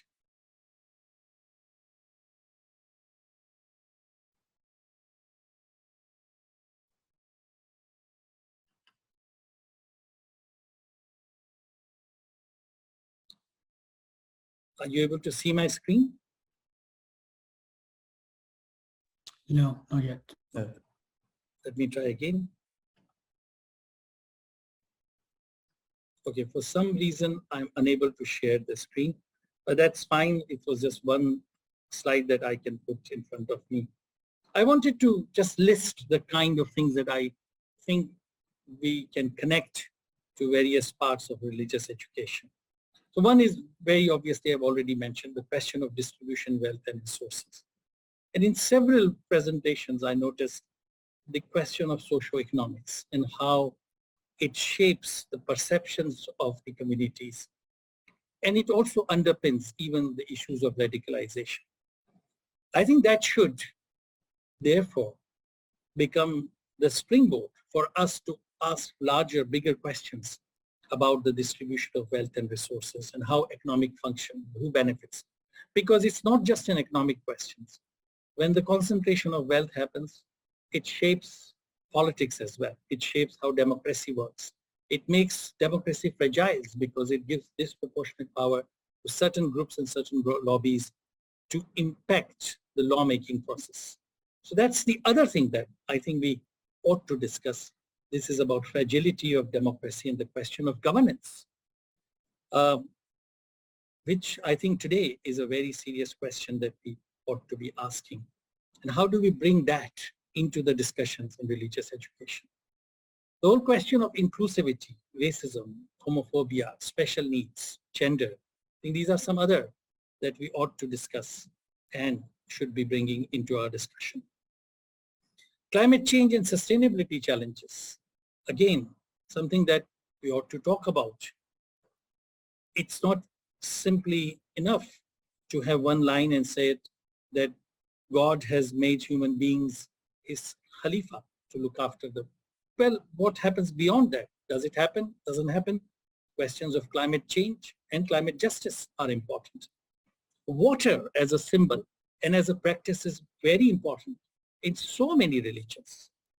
But how many times it then triggers the discussion and thinking about the water crisis that we are facing and increasing we are facing, and the vulnerables face the greatest brunt of it. Similarly, many religious communities are minorities in different parts of the world. And it's not just a question of Muslims being minority here. Minorities in Muslim contexts often don't fare well, rather sometimes worse. What about those issues? majority-minority relationship in questions of coexistence.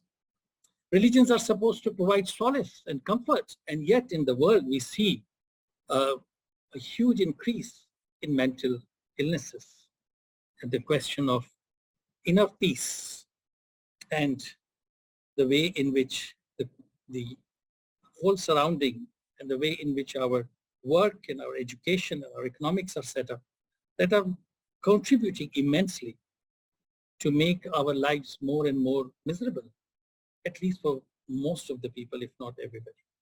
How do these big questions become part of our religious education and religious education discourse?